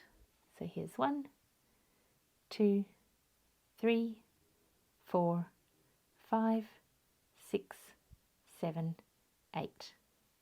Now we'll skip that last space and crochet into the bottom of the next space. So you'll have 2 pieces of yarn on the top and 1 piece on the bottom. And we'll do amigurumi stitches. So there's 1, into the bottom of the next one. If you find it hard to go in the bottom, you can hook up into the one before and down into the next one. That's an easy way to get into the bottom of the next stitch. There's 2. That's what I usually do, so I'll keep going. 3. As we crochet 4, 5 and 6, I'll tell you why we're doing it this way. By using 2 stitches at the top and 1 at the bottom, and then creating 2 stitches at the top and 1 at the bottom when we crochet back the other way, we'll make a tighter, neater finish with no gaps. And 7.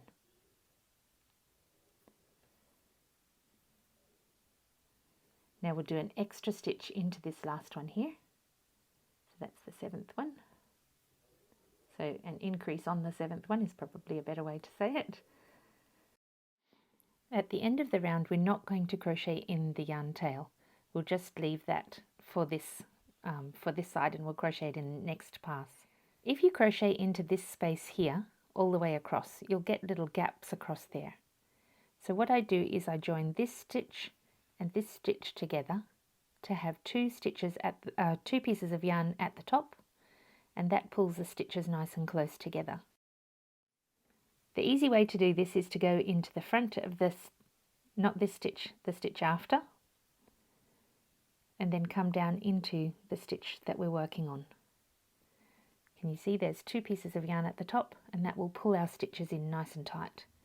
So we'll do an amigurumi stitch again. So I missed a piece. We'll do the same as the other side, 6 single crochets and an increase. So again, we're needing to go into this space, but we're going to pull this one across and make it tighter. So hook in through that next stitch and come back into this one. So this is 2. And we'll do that all the way across. I'm sorry this yarn is so stringy. It's the only yellow available at my shop at the moment. So you can do this any way you like, but I prefer to do it this way because it pulls the stitches together and makes a nice tight end there, and we'll need to do 6 of them. So I'll meet you on the 6th stitch. Here we are at the 6th stitch. This is the last one that we can cross over because of course there's no loop at the end to attach to the 7th one. So just do your 6th stitch there. See how nice and tight that looks? Doesn't it look great? There's no gaps there at all. That's why I like this method so much. So for the last one, we don't have anything to pull back into this stitch, so we'll just go into that end one there and do an amigurumi stitch, and the same as the end before, we'll do 2 into that space.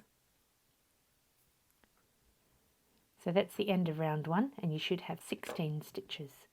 Please take the time to count your stitches, otherwise it could stuff up the rest of your little ear tag here. We're going to crochet the ear tag in rounds, so insert a round marker so you know when you're at the end of your round, and put your hook behind both the front and back parts of that first loop from the first round. We're going to do amigurumi stitches all the way around, and the pattern is 7 single crochet stitches and then an increase repeated twice. So just crochet along 7 stitches and I'll meet you at the first increase. So here's 4, 5, 6 and 7 in the speeded up version. So we're going to do an increase here on this end stitch, so do 2 stitches in one space, and then we'll do another 7 single crochets and an increase at the other end. The only difference down this side is we're going to start trapping that yarn tail. So here's my first stitch, and then I'm going to start trapping in the second stitch here. So trap your yarn tail between the stitches like this, and whenever you meet your knot you need to crochet past it. So my knot is quite close here, so I'm going to tuck that behind so it doesn't make a bump in the work that I'm working on. So just tuck that behind, and you'll need to do 2 or 3 stitches across here. So here's 1, 2, and then check to see how your knot is going. I need 1 more there, so I'm going to do 3 stitches here past that knot.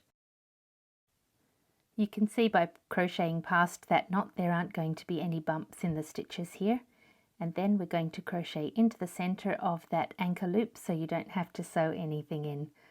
And this is a great way to finish off things as you're working so you don't have all those yarn tails to deal with at the end. That was my 6th stitch. Now there's one more to go, so the 7th stitch, and it will go through the anchor loop for me.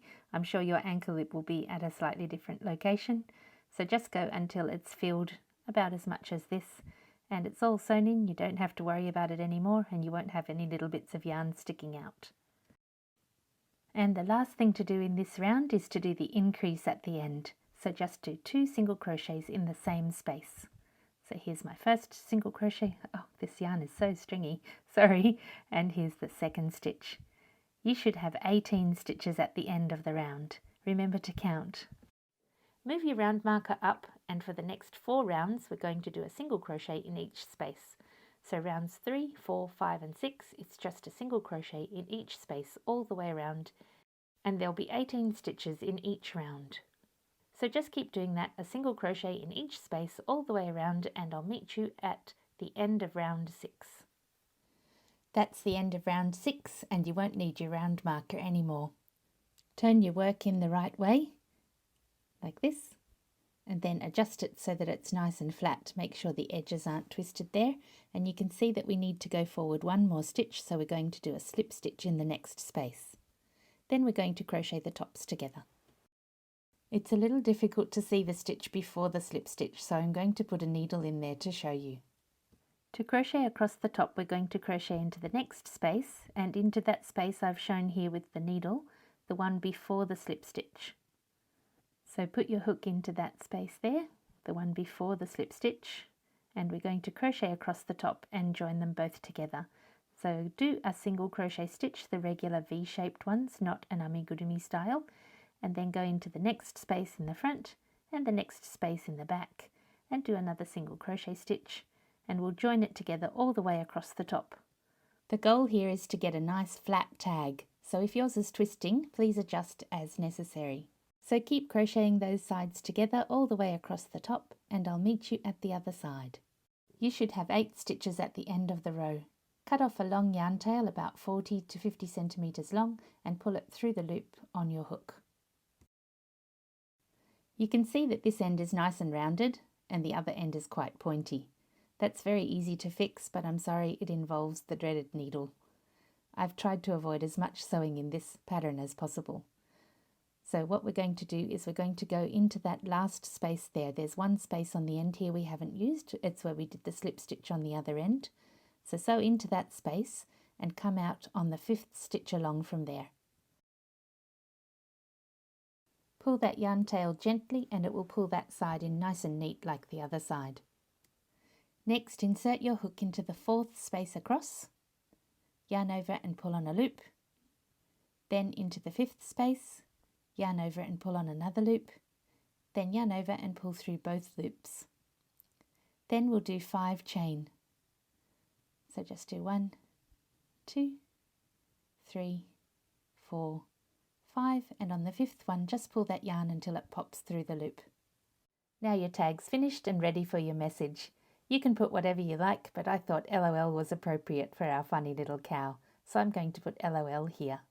You'll need some black yarn or embroidery floss to sew your message. This is the right side with the chain stitches facing up. We're going to turn the tag over and start from the back side.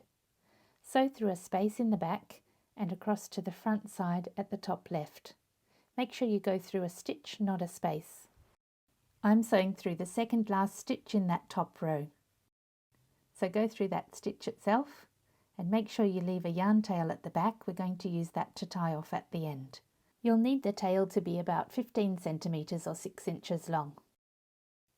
Insert your needle 3 rows down in a straight line from this point to make the long side of the L. Then sew across 1.5 stitches to make the bottom part of the L. Pull the yarn nice and flat, but not so tight that you pull out your yarn tail. Now sew back into that same space and we're going to sew the L on the other side next. Make your needle come out 3 stitches before the edge of the tag in line with this L. That'll be the bottom corner of your second L. Then do the same as the last L, go across 1.5 spaces and into a stitch there, and then come back through that same space, and then we'll make the other side of the L. Then we'll sew up to the top the same as the L from the other side, so make sure you make a line the same height as that L, and sew across 3 spaces in the same line, coming out of a stitch there to make the top of the O. We'll sew across just 1 stitch for the top of the O, and then come back out the same space on the other side to make the side of the O. Then we'll sew across 1 stitch and down 1 row, so into round 5, and sew right down to the stitch above the L base there. Then sew back into the space you just used there, and sew the underside there, so come out the same space you just used for the bottom of the side of the O here. I hope you can see what I'm doing there.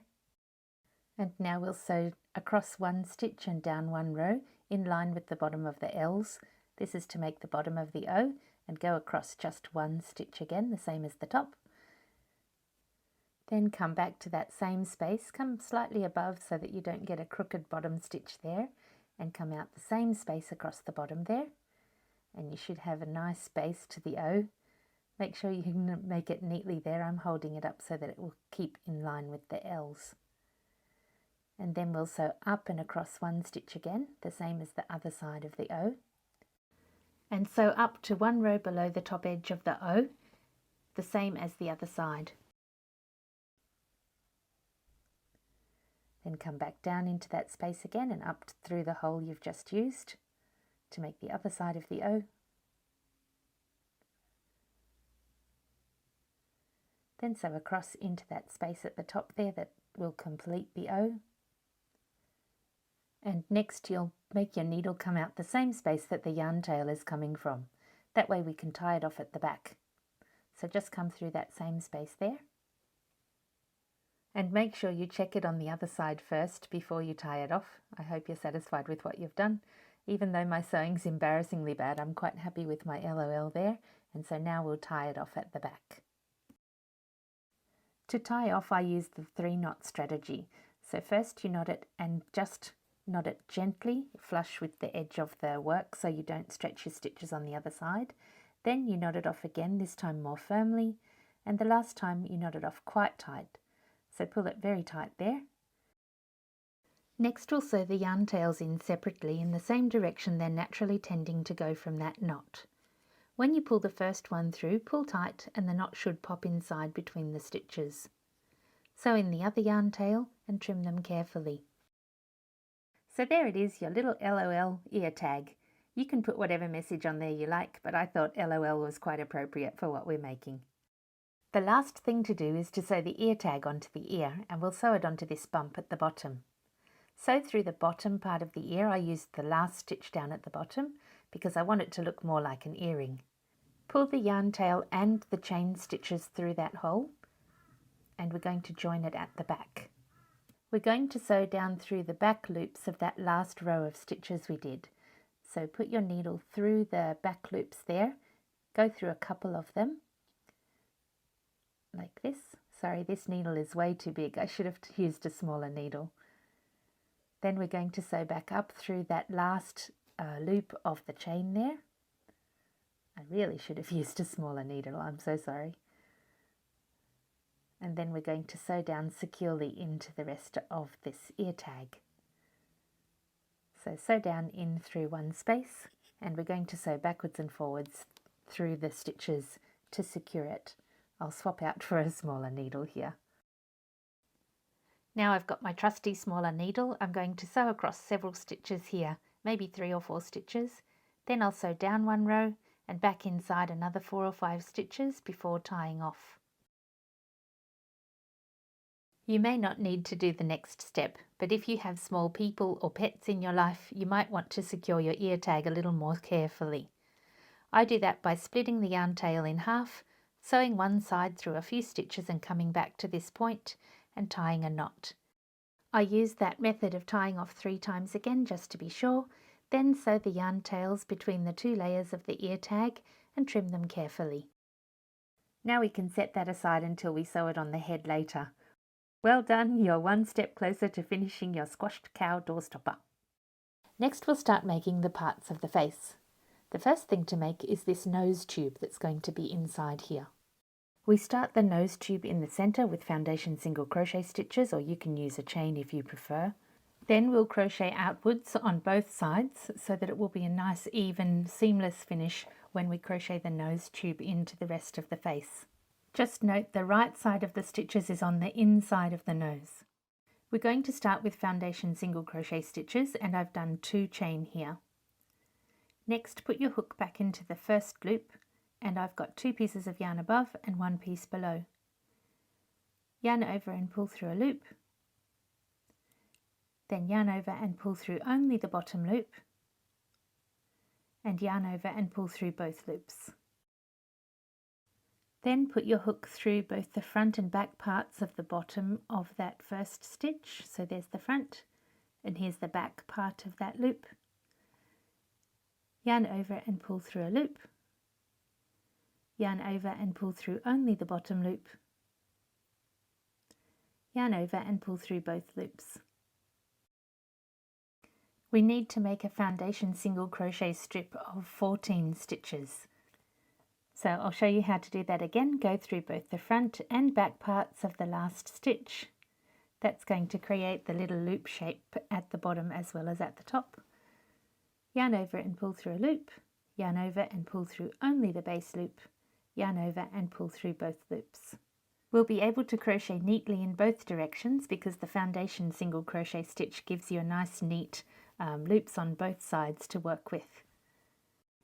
You can count the number of stitches you've done by checking the loops. There's 1, 2, 3, 4, and I'll show you one more time. Put your hook through both the front and back of that last loop, yarn over and pull through a loop, yarn over and pull through only the base loop, yarn over and pull through both loops. So go ahead and make 14 foundation single crochet stitches, and I'll meet you when you've finished those 14. Now just check, you should have 14 stitches there. So 1, 2, 3, 4, 5, 6, 7, 8, 9, 10, 11, 12, 13, 14. Next we're going to crochet back into that first stitch that we made. Make sure you don't have any twists in your work here, so make sure it's nice and flat, and then we're just going to start crocheting into that first stitch. But before you do, I almost forgot, please add a round marker so you'll know where you're up to as you count around the rounds. So just put your hook behind both the front and back parts of that first loop, and we're going to do amigurumi stitches. So yarn under, pull through a loop, yarn over and pull through both loops. And we're just going to do that all the way around. Yarn under, pull through a loop, yarn over, pull through both loops.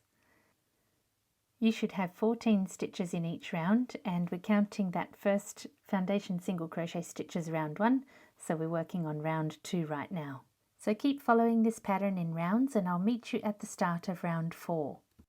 The foundation single crochet stitch round is round 1, then I've done round 2, round 3, and I'm starting on round 4. This is going to be inside out when we finish, so it's probably a good idea to turn it inside out right now, because this is going to be inside your work and this is going to be visible. So you'll want the visible part to be the nice neat part so it blends in evenly with the rest of the face. So turn it in the right way now, and the right side is going to be on the inside. So we'll just do 7 rounds of single crochet stitches, and I'll meet you at the end of round 7. So here's my last stitch in round 7, and I'm just going to do a normal single crochet stitch, a normal amigurumi style single crochet stitch.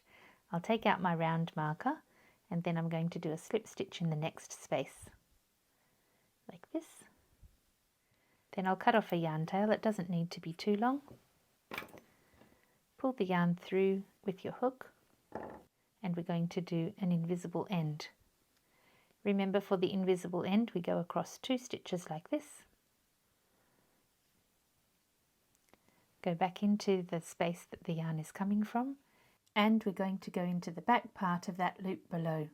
So we're going through that first loop, in the back loop, then pull it nice and tight, about the same size as the other stitches around it.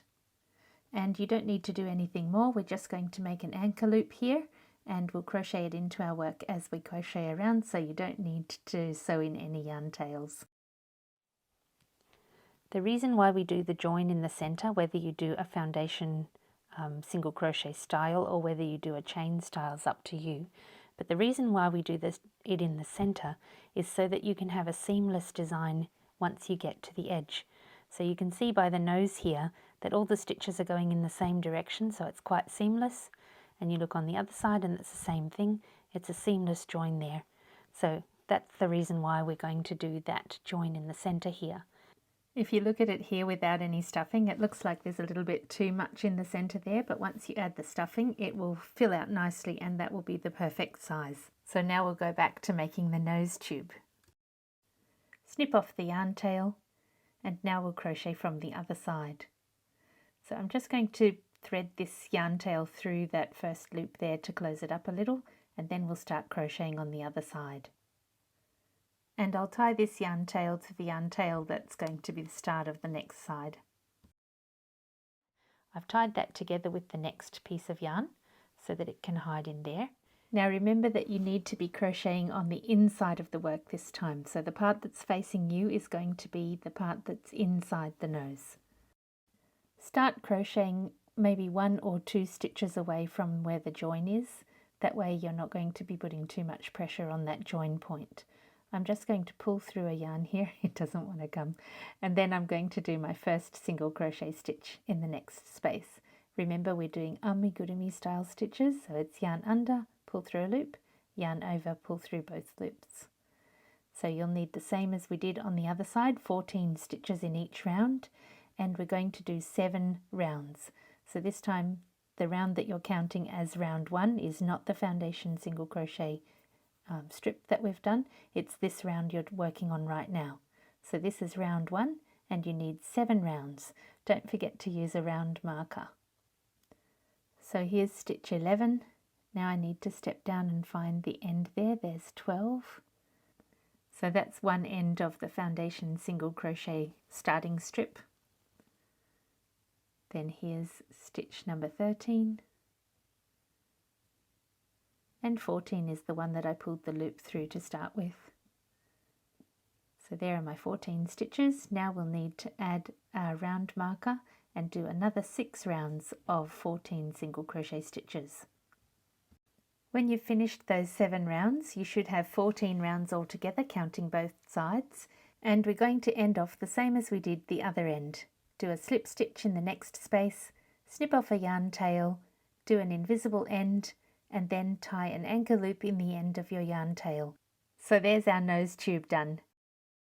Next we'll make this little lower jaw part, and we'll crochet the throat part after attaching the lower jaw to the muzzle.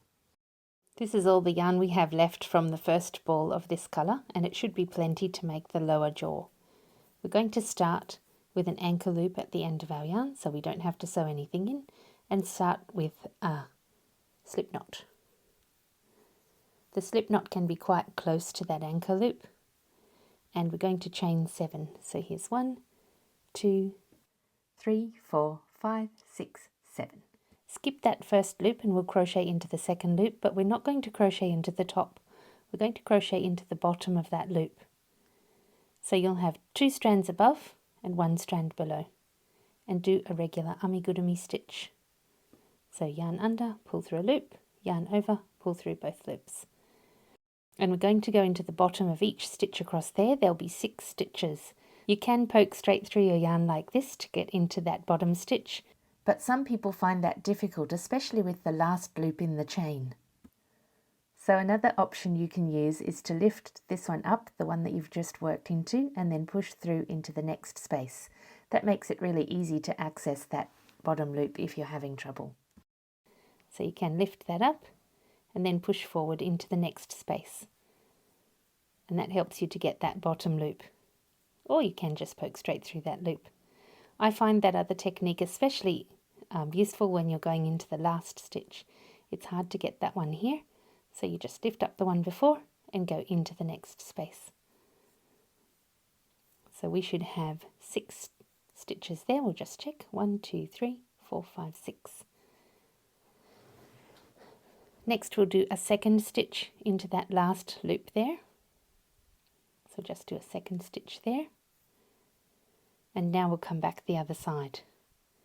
So we don't want to have a single loop at the top, because if you crochet into it like this, you'll leave a gap. The way to get rid of that gap is to cross over 2 pieces of yarn. So we're going to cross over this one and this one. And the way you can do that is to go into the next piece of yarn, like this, and come back into the one you're needing to use.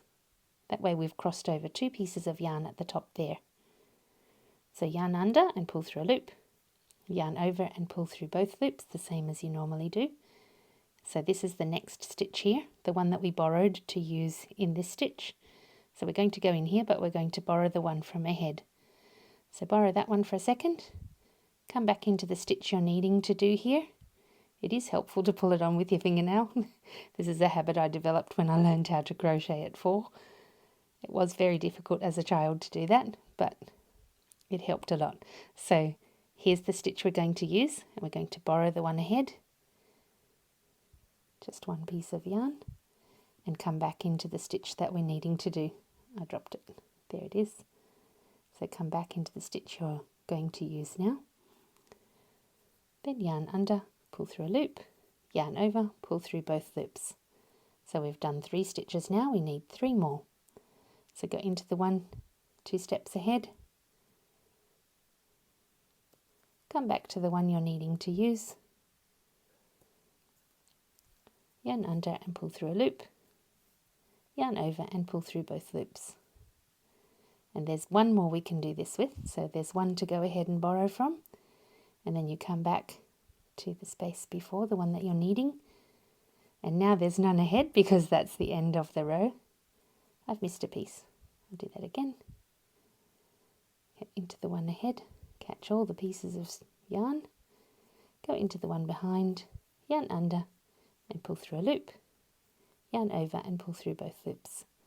And for the last one we just have a single loop, the same as we did up the other end.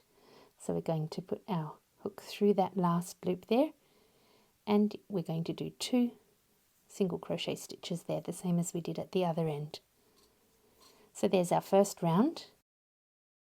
See how neat the stitches are when you put them together close like this by using 2 strands at the top of each stitch. It pulls it nice and tight together and you end up with no gaps. So just check your stitches, you should have 14. Insert a round marker, and for round 2 we'll do 6 single crochets and an increase repeated twice. You should have 16 stitches at the end of the round. So just do those first 6 stitches and I'll meet you at the increase. So here we are, we'll do an increase in here.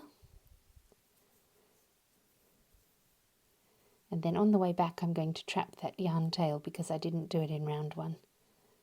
So here we are, we'll do 2 stitches here to trap that yarn tail, keep it taut. And then I'm going to skip 2 stitches where that knot is. So just tuck it behind and go ahead 2 more stitches.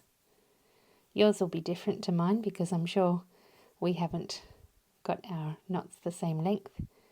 And then in the next 2 stitches I'm going to trap that anchor loop. So there's one, and there should be enough space for one more stitch there. Yep, there's plenty. So I'll trap that in there. And you can see it's nicely trapped, so I don't have to sew it in, and it won't ever come undone because it's got a nice knot there. And in the last space we'll do an increase. So round 2 was 6 single crochets and an increase repeated twice. So there's the start of our little jaw. You can see how nice and neat that is and how tightly closed that center is. Move your round marker up for round 3, and in this round we'll do 6 single crochets and 2 increases repeated twice. You should have 20 stitches at the end of the round, and your increases are going to be on either end. I'll meet you at the start of round 4. Move your round marker up for round 4, and in round 4 we're going to do a single crochet in each space. You should have 20 stitches at the end of the round. I'll meet you at the start of round 5. We're going to increase on either end of round 5. So in this round we're going to do 8 single crochets and increase, 9 single crochets and increase, and 1 single crochet. That's to make sure the increases end up on either side of the round.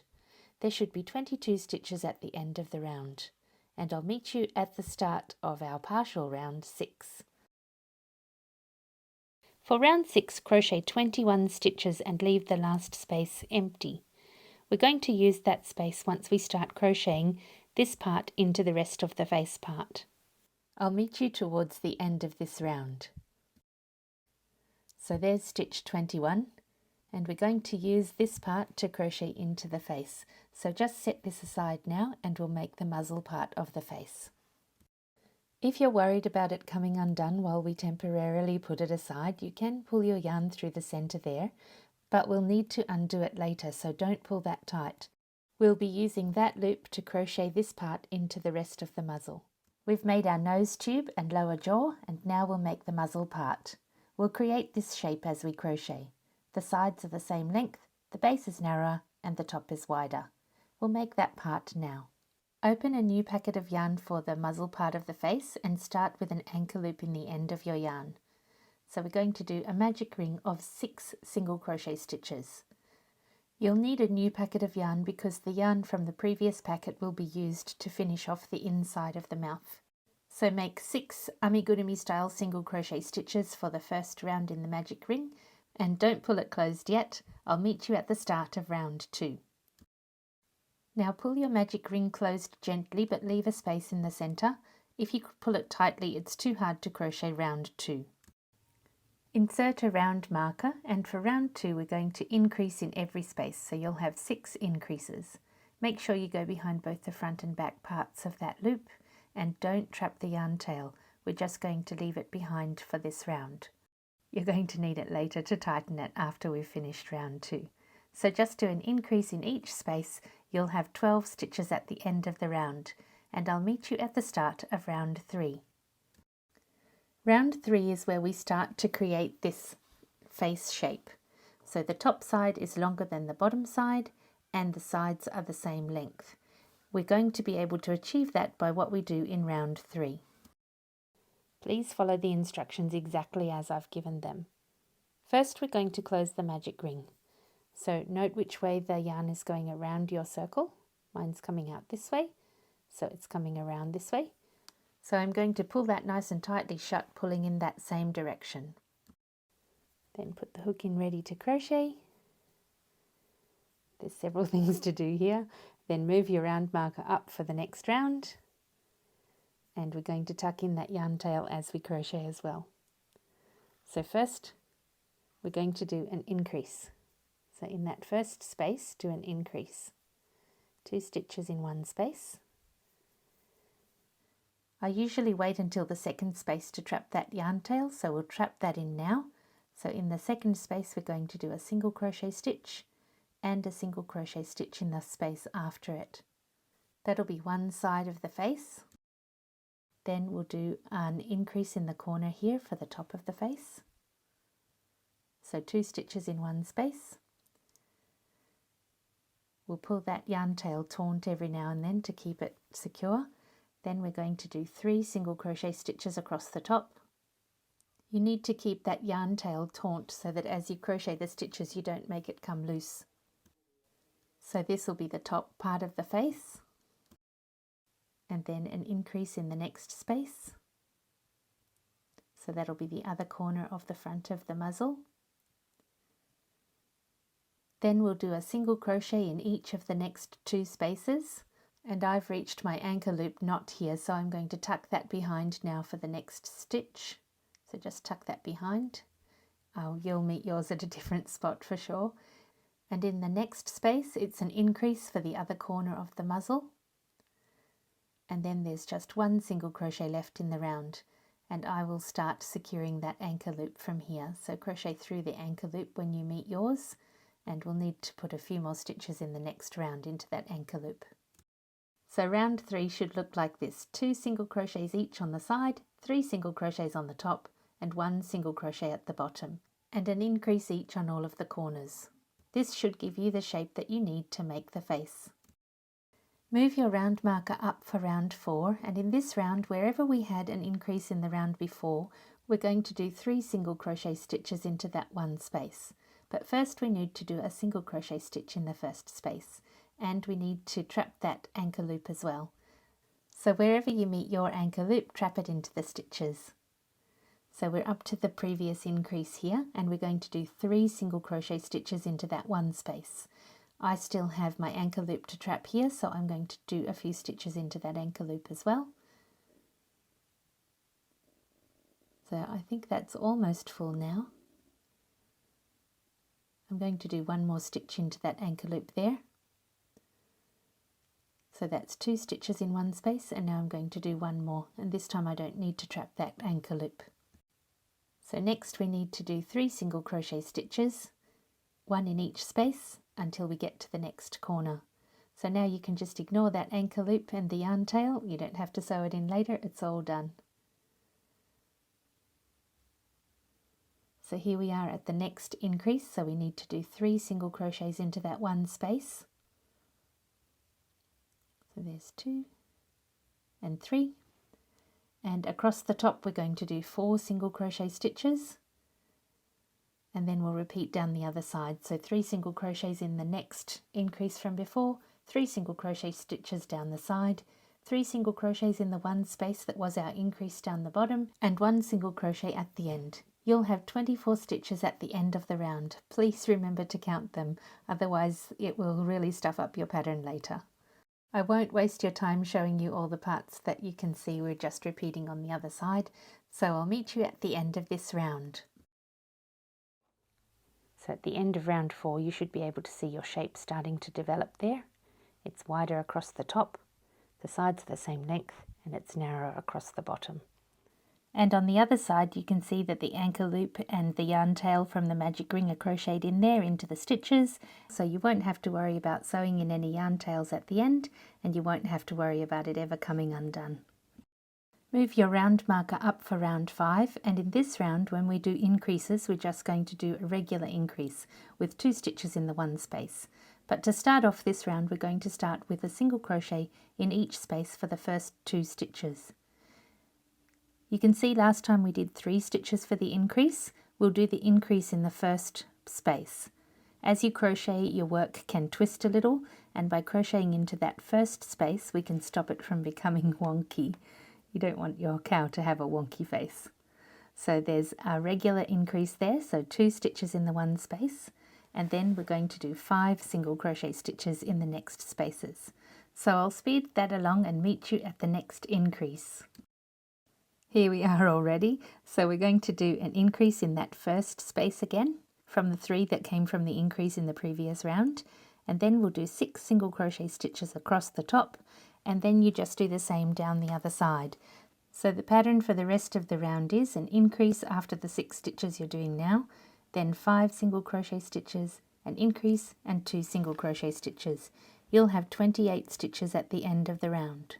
I'll meet you at the start of round 6. For round 6 we need to do the 3 single crochet increase again. Move your round marker up, and we're going to do 3 single crochets, so 1 in each space. So there's 1, 2 and 3. And then in the increase from the previous round we're going to do 3 single crochet stitches in that one space. So there's 1, 2 and 3 in the same space. That will give us a nice sharp angle there for the front of the face. And we'll do the 3 single crochets in one space increase for each increase at the corners of the face. So next you need to do 6 single crochet, 1 in each space, and then the 3 single crochet increase into one space, then 7 single crochet stitches across the top, then another increase with 3 single crochets in the one space, 6 single crochets, 1 in each space down the other side, an increase with 3 single crochets in one space, and then 2 single crochets at the end. So here we are at the second increase here, and I'm just putting the 3rd stitch in there. It makes a nice sharp corner, and now we'll just go straight across the top. So keep following the pattern. You should have 36 stitches at the end of the round. Please remember to count them, and I'll meet you at the start of round 7. Move your round marker up for round 7, and we're going to start off with 4 single crochets, 1 in each space. In this round we're going to do the same as we did in round 5 with a regular increase in the first stitch from the increases of the previous round. So here we are, there are the 3 stitches from the previous round. We'll go into that first one and do an increase. So just 2 stitches in one space. Then we'll do 8 single crochet stitches across the side, and the same thing again up in the top there, a regular increase in that first space. Then we'll do 9 single crochet stitches across the top, an increase, 8 single crochet stitches down the side, an increase, and 3 single crochets across the bottom.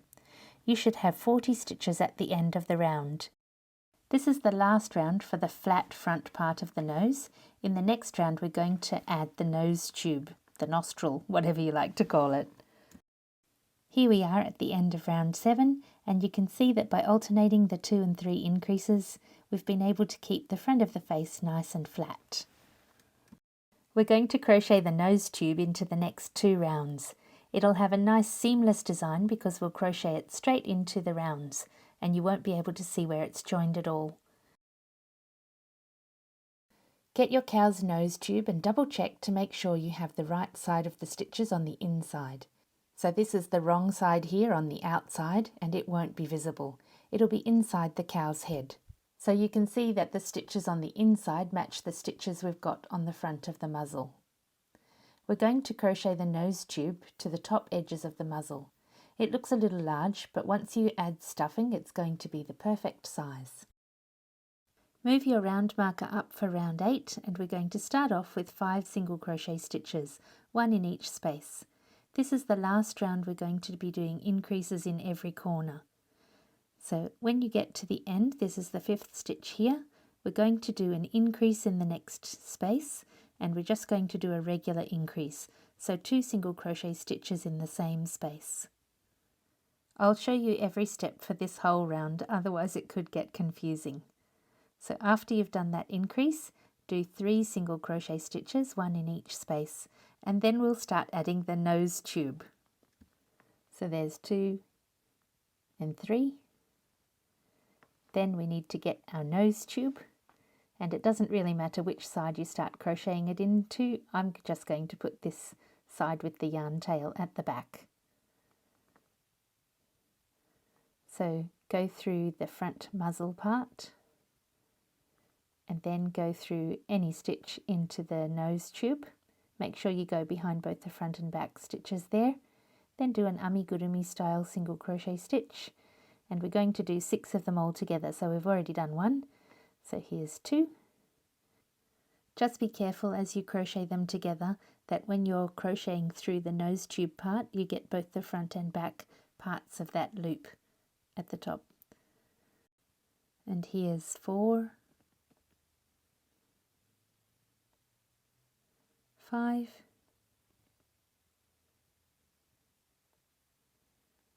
and 6. It should be the stitch before the increase from the previous round.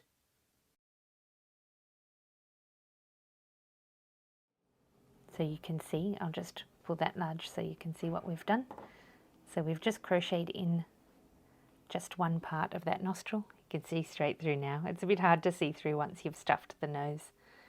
So it's crocheted on there with 6 stitches, and now we're going to go around the top and then attach the other side.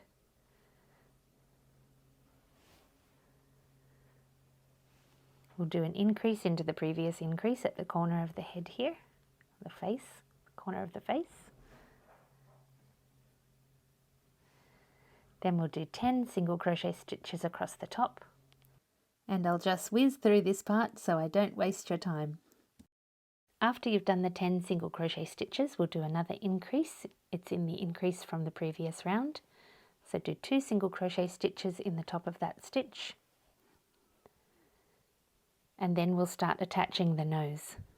So press the nose, it keeps its shape quite well, so press it straight across so that you're in the right stitch so that it's not twisting too much. So I'm going to go into this stitch. I'll just compare to where I did before, and I'm going to go into this stitch here, I think. Just check and make sure that that's not going to cause twisting. I think it should be fine. I always second guess myself. Maybe I'll do one up higher because it does naturally curl a little, so I'm going to let it naturally curl so that it doesn't twist later. So again, we'll do 6 single crochets down the side.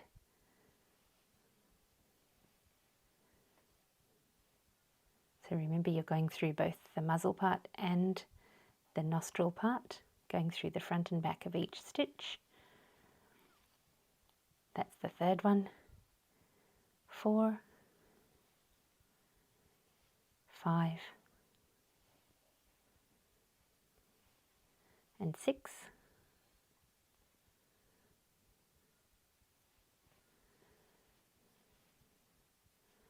So just check again, make sure you've done 6. 1, 2, 3, 4, 5, 6. Check the back, make sure you're satisfied with whether it's twisting or not. You don't want that to twist. It does naturally twist with the stitches. Right-handed goes one way and left-handed goes the other. So you just make sure that that's sitting nice and flat. So the work probably will twist here, but if you keep it in line with the way that it's twisting, then it's not going to distort your work later. So it should look like that. And then we keep going in our round. So after you've added the nostril, you need to do another 3 single crochet stitches, the same as the other side. So there's 1, 2, 3, and then we're going to do an increase in the corner into the increase we had before. So there's our increase, 2 stitches in one space. And then there's 3 stitches left in the round, and we're going to do a single crochet in each space. So there's 1, 2, and 3. And at the end of that round you should have 44 stitches. It's very advisable to count your stitches and make sure we're on the same page, or otherwise the rest of the face will look funny. I'm modelling good crochet protocol here for you. Please count your stitches, otherwise it could be disastrous later. Move your round marker up for round 9, and we're going to crochet around the front and the back part of the nose tube. So we're going to do 10 single crochet stitches. Here's 1, and I'll speed through those so I don't waste your time and slow down when we get to the nose tube. And 10. And then we're going to move over to the next space in this tube part. So we crocheted into this space to join them together, so we're going to go into this space. We're going to do a single crochet here and keep it tight so that you won't have any gaps there later. See, that's nice and tight there. And there are 8 stitches across here, so we've done 1, here's 2, 3, 4, 4, 5, that's where my yarn tail is, 5, I'll do it again, 5, that's where my invisible end is. I want to go down into the loop below that so that it doesn't come loose. So there's whatever number I was up to. Was that 6? 1, 2, 3, 4, 5, 6, yes. And here's 7, and I'm going to trap that yarn tail. 7. And here's the last one, 8. You can see there's 1 left in there. So there's 8. And in the top, here's the increase from the previous round. I'm going to go into the stitch before the increase, or the start of the stitch for the start of the increase. Does that make sense? I'll show you just a minute. There we are. So that's the increase there. It's this side of the increase. So we'll crochet across the top. So that was 1. Here's 2. I didn't crochet my anchor loop into the last stitch because I want to crochet it down the side. I don't think it will be noticeable across the top, but with all the play you never know. So I'm going to crochet it down in this side when we go around in the next pass. So we've done 2 single crochet stitches here and we need 14 across the top. I'll speed it up now so I don't waste your time, and I'll meet you on the other side of the top of this nose.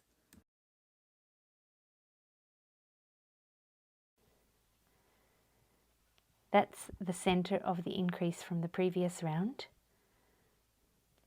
And because your work twists as you work, I'm not going to go into the next space after the increase there. I'm going to go straight back down into the tube for the nose here. And there'll be 8 stitches across the tube here.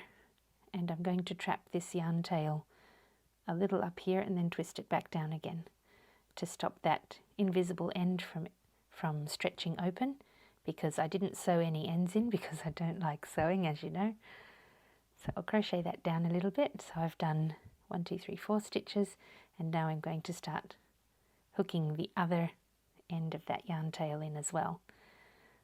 So I'll have both ends of the yarn tail in there.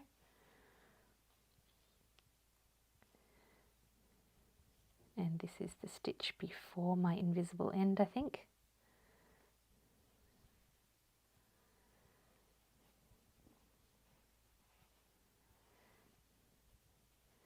And you can see, because there's 2 lines there, that's where my invisible end was, and I'm going to go down below the second line. That way it won't cause any stress there to make a gaping space. Now I'm going to stick this behind for a minute because of that knot. And we need to do 8 stitches.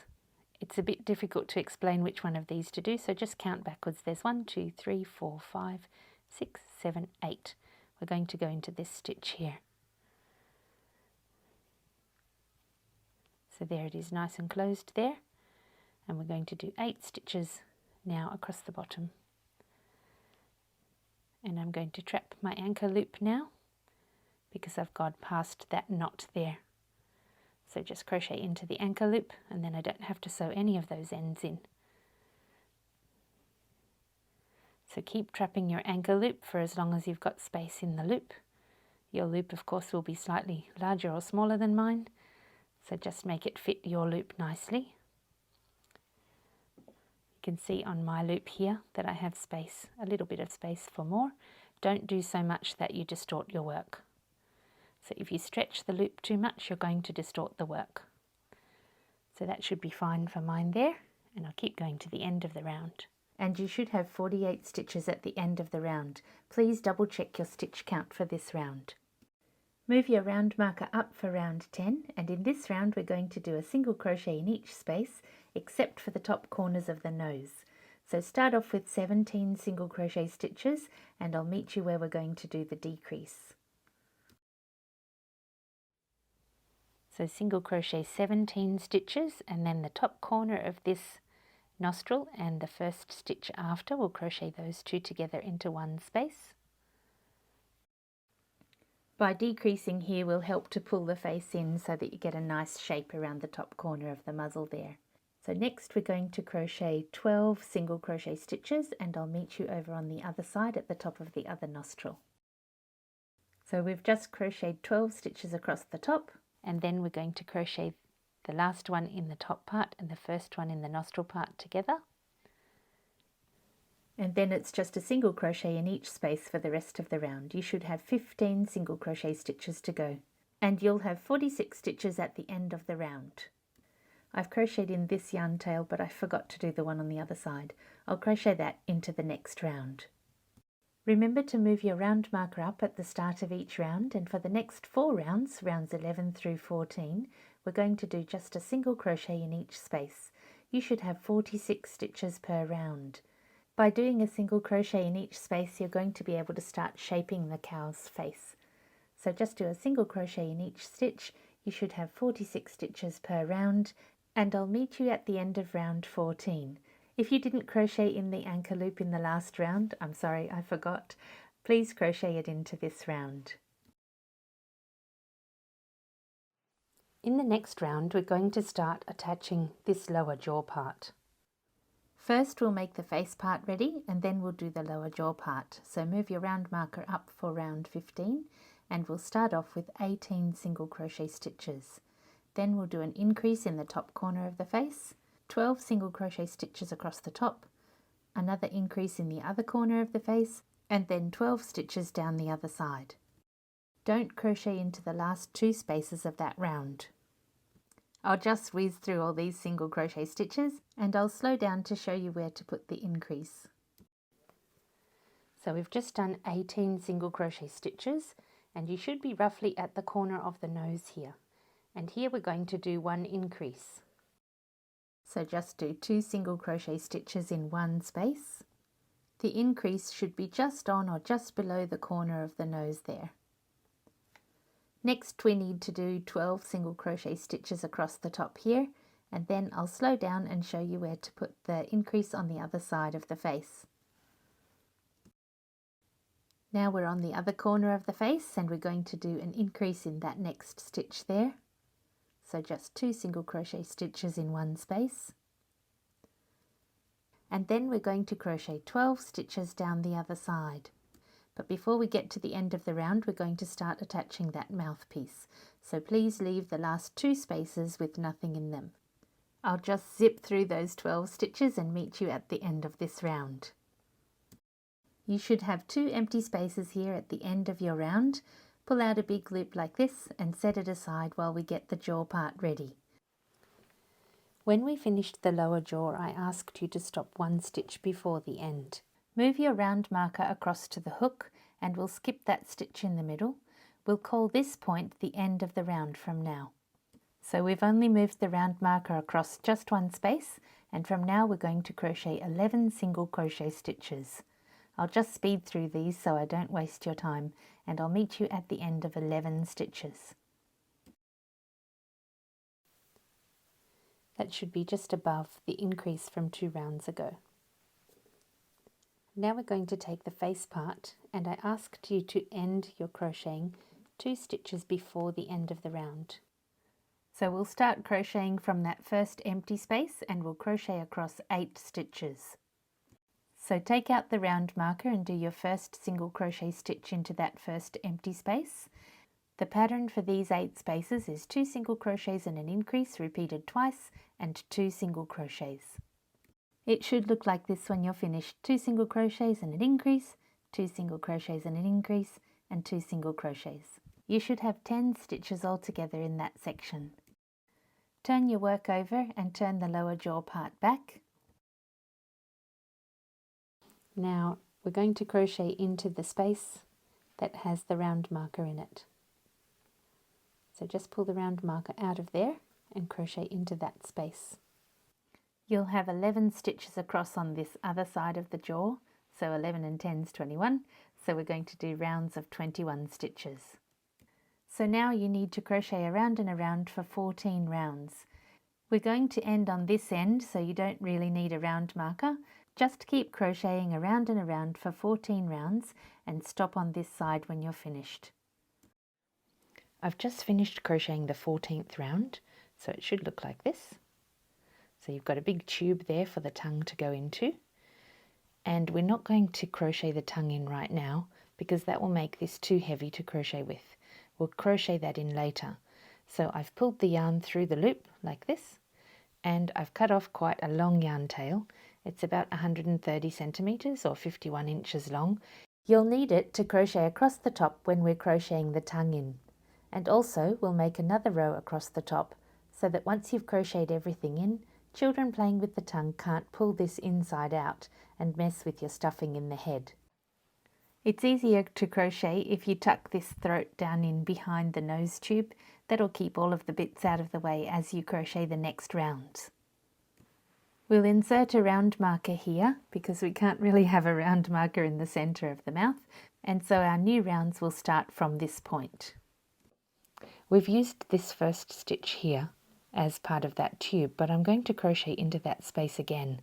This is to reduce the stress on the corner of the mouth if you have children playing with it. In the next round we're going to decrease there. Crochet across the next 11 stitches in the bottom part of the lower jaw, and I'll meet you at the other side of the jaw. So here's the last empty one here. And here's the corner stitch that we've used as part of the mouth tube, and I'm going to crochet into that one as well. So you're going to have 2 extra stitches there, and that's to reduce the stress on the mouth if children start playing with this. So go into the next space across in the head that doesn't have any stitches in it, and from here we'll crochet a single crochet in each space all the way around to the end of the round. That'll be another 40 single crochet stitches. So at the end of the round you should have 53 stitches. This is round 17 and it will be the last round in this colour. We did an extra stitch in the corner of the mouth to give less strain to this when children are playing with it. So now we're going to reduce a stitch here. So decrease in the first space by crocheting those 2 next stitches together. Then do 10 single crochet stitches across the bottom part of the jaw, and I'll meet you on the other side of the jaw. So here's the 10th stitch, and we're going to decrease by joining those next 2 stitches together. So crochet into the front of each of those stitches and do a single crochet stitch to join them together. Now we'll do a single crochet stitch in the next 38 stitches, and in the last stitch we'll do a slip stitch. You'll have 51 stitches in this round, and for the next round we're going to do a colour change. Here's the last stitch in the round, and we need to do a slip stitch. Then we'll snip off a yarn tail and do an invisible end. The colour change system is the same one I developed for the legs, so just go forward 2 spaces and then come back to the loop the yarn's coming from and into the back of the loop below. Pull the yarn until your loop is the same size as the loops around it, and then we're going to make an anchor loop the same as we did for the legs. So just make a loop in the end of your yarn like this and snip off the yarn tail. You don't need to sew in the yarn tail. Even though this looks like it's going to gape, it won't, because as we crochet the next round we're going to crochet over the yarn tail and through the anchor loop, so it will be nice and secure. So now the muzzle part's all finished and ready to go for when we make the colour change in the next step. The next part to do is from the colour change, so we'll crochet up here from the colour change up to the top of the head. This is round 18 of the face, and we're going to do a colour change. Start by making a small anchor loop in the end of your yarn. Make a loop using a slip knot, and we're going to crochet into the second bar down from that invisible end. As I said before, if you crochet into the top of that invisible end, you can have your work gaping. So pull that nice and neatly, and we're going to go into that second bar. You can see from the other stitches there's only 1 bar, so it's easy to see which one we're talking about. So go into the second bar down, and we're going to start crocheting there. Remember, we're using amigurumi style stitches. I almost made a mistake there, and the first stitch is always a little difficult. Crochet over both of those bars and the yarn tail from the light colour. For this round we're only going to use single crochet stitches, 1 in each space. You should have 51 stitches at the end of the round. Remember to give your yarn tail a tug every now and then, because it can come loose as you poke your hook through the stitches. When you get close to the knot in the yarn tail, tuck it behind so you don't make a bump in your work. So I'm nearly there, 1 more stitch. And now I'm going to tuck that behind so I don't make a bump in my work. It doesn't want to go behind, there it is. So crochet forward 2 or 3 stitches depending on where the knot is, where the bump is in your yarn tail, and then crochet through both the work and the centre of that anchor loop, and that way you won't have to sew anything in later. It's already nice and secure, it won't come undone, and you won't have any little bits of yarn poking through after people play with it for a long time. So when you crochet into the anchor loop, make sure you fill it full enough so that it can't loosen and gape at the other end, but not so tight that it distorts your work. I can fit 1 more stitch there in the end of mine without distorting it. And now I don't have to worry about sewing in any yarn tails, it's all done and the end won't gape there. So now all we need to do is a single crochet in each space all the way around. You'll have 51 stitches at the end of the round. I'm up to the last stitch here in round 18 and I haven't trapped the yarn tail yet into the stitches because I don't want to risk it showing through in this lighter colour. I'll trap it in the next round. We won't trap this other way because we could cause a little gap there, but for this last stitch I do want to trap it so I can pull that end down nice and neatly. So go through this stitch and trap the yarn tail as you crochet through. Oh, that's a little tight. That was the slip stitch. Try again. So just trap that yarn tail into only that last stitch and we'll trap the rest of the tail as we crochet around the next round. So we'll need to insert a round marker here and this will be the start of round 19. For round 19 we're going to do 2 increases up in the top of the face. So the pattern is 24 single crochet stitches and an increase, 13 single crochet stitches and an increase, and 12 single crochet stitches. You'll have 53 stitches at the end of the round. I've jumped forward the 24 stitches and your increase should go here roughly at the top corner of the face. Then we'll do 13 stitches across the top and an increase on the other side of the face. I've jumped forward to the other side of the face and your increase should be about here on the opposite corner of the face. Then it's just a single crochet in each space to the end of the round. If you're using my anchor system so you don't have to sew in any ends, just keep an eye on where you're up to in the end of this round and make sure that you crochet in that anchor loop. So I need a couple more stitches here before I get to my anchor loop. Yours of course will be in a different spot to mine. So mine will start in the stitch after this. So I'll just crochet into the center of that anchor loop there. You can judge by just stretching it out. Remember that your work will stretch a little after you stuff your cow's face. So don't crochet it so tight that it's going to distort. My anchor loop is quite small, so I can only fit 2 stitches in mine this time. Depending on how big you've made your anchor loop, you'll be able to fit more or less in there. Now we're up to the knot, so we're going to just crochet in only into the stitches for the next 2 spaces, so that that knot sits behind our work and doesn't create a bump. So I've crocheted past the knot now and I'm going to crochet around that yarn tail on the other side here.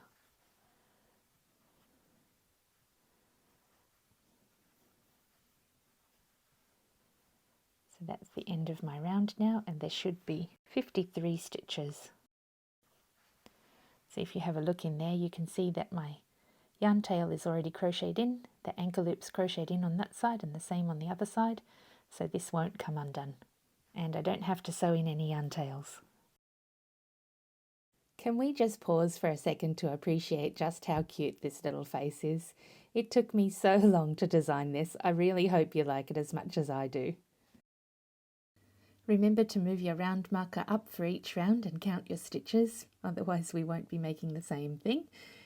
And in the next 2 rounds, rounds 20 and 21, we're going to do a single crochet in each space. So you'll have 53 stitches per round, and I'll meet you at the end of round 21. In round 22, we're going to increase in 3 points. We'll increase in the top corners, and we'll increase in the center of the mouth down here. So remember to move your round marker up, and we're going to do 6 single crochets, then an increase, 17 single crochets and an increase, 16 single crochets and an increase, and 11 single crochets. You should have 56 stitches at the end of the round, and I'll meet you at the start of round 23. I'm just going to interrupt the process here to show you what I do when I have to join my yarn. I'm onto the 3rd ball here, and I've tied 2 knots in the yarn with a little anchor loop in the center there. I also happen to be at the increase here as well, so just crochet forward as normal. When you get to the knot, just tuck it behind. If you crochet over top of that, you're going to make a bump. So don't crochet over the top of that, just tuck it behind, and we'll crochet forward 1 stitch. Then in the next space, crochet through the center of that little loop that you've made by the 2 knots. I've made mine quite small, so I can probably only fit 2 stitches in there, maybe only 1. Let's see.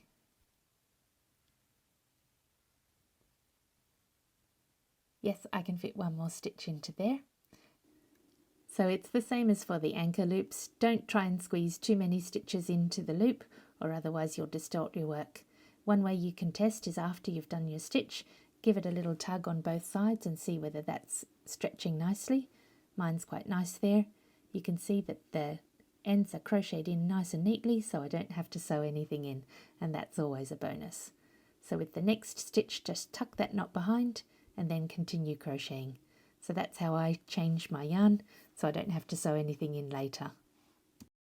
Move your round marker up for round 23, and this time we're going to start with an increase. Then do 12 single crochet stitches, an increase, and 42 single crochet stitches.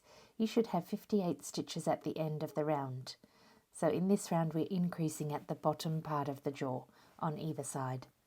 I'll meet you at the start of round 24. Round 24 is an easy one. It's just a single crochet in each space all the way around. So do 58 single crochet stitches and I'll meet you at the start of round 25. For round 25, we're going to do an increase in each corner of the face, if faces have corners. So the pattern is 16 single crochet and an increase, 10 single crochet and an increase, 18 single crochet and an increase, and 10 single crochet and an increase. You should have 62 stitches at the end of the round. I'll meet you at the start of round 26. Rounds 26 and 27 are easy ones. It's just a single crochet in each space. You'll need 62 stitches per round. I'll meet you at the start of round 28. For round 28, we're going to do increases on the corners of the face again. So this time the pattern is increase 16 single crochet, increase 12 single crochet, increase 18 single crochet, increase 12 single crochet. You should have 66 stitches at the end of the round. I'll meet you at the start of round 29. Move your round marker up again for round 29, and in this round we just have a single crochet in each space all the way around. You should have 66 stitches at the end of the round. We only have 2 more rounds to go, then we make the flap for the back, put everything together and make the little grass patch in front of the cow. We're nearly there. I can't wait to hear what you think of your squashed cow doorstopper. My family and I really love ours.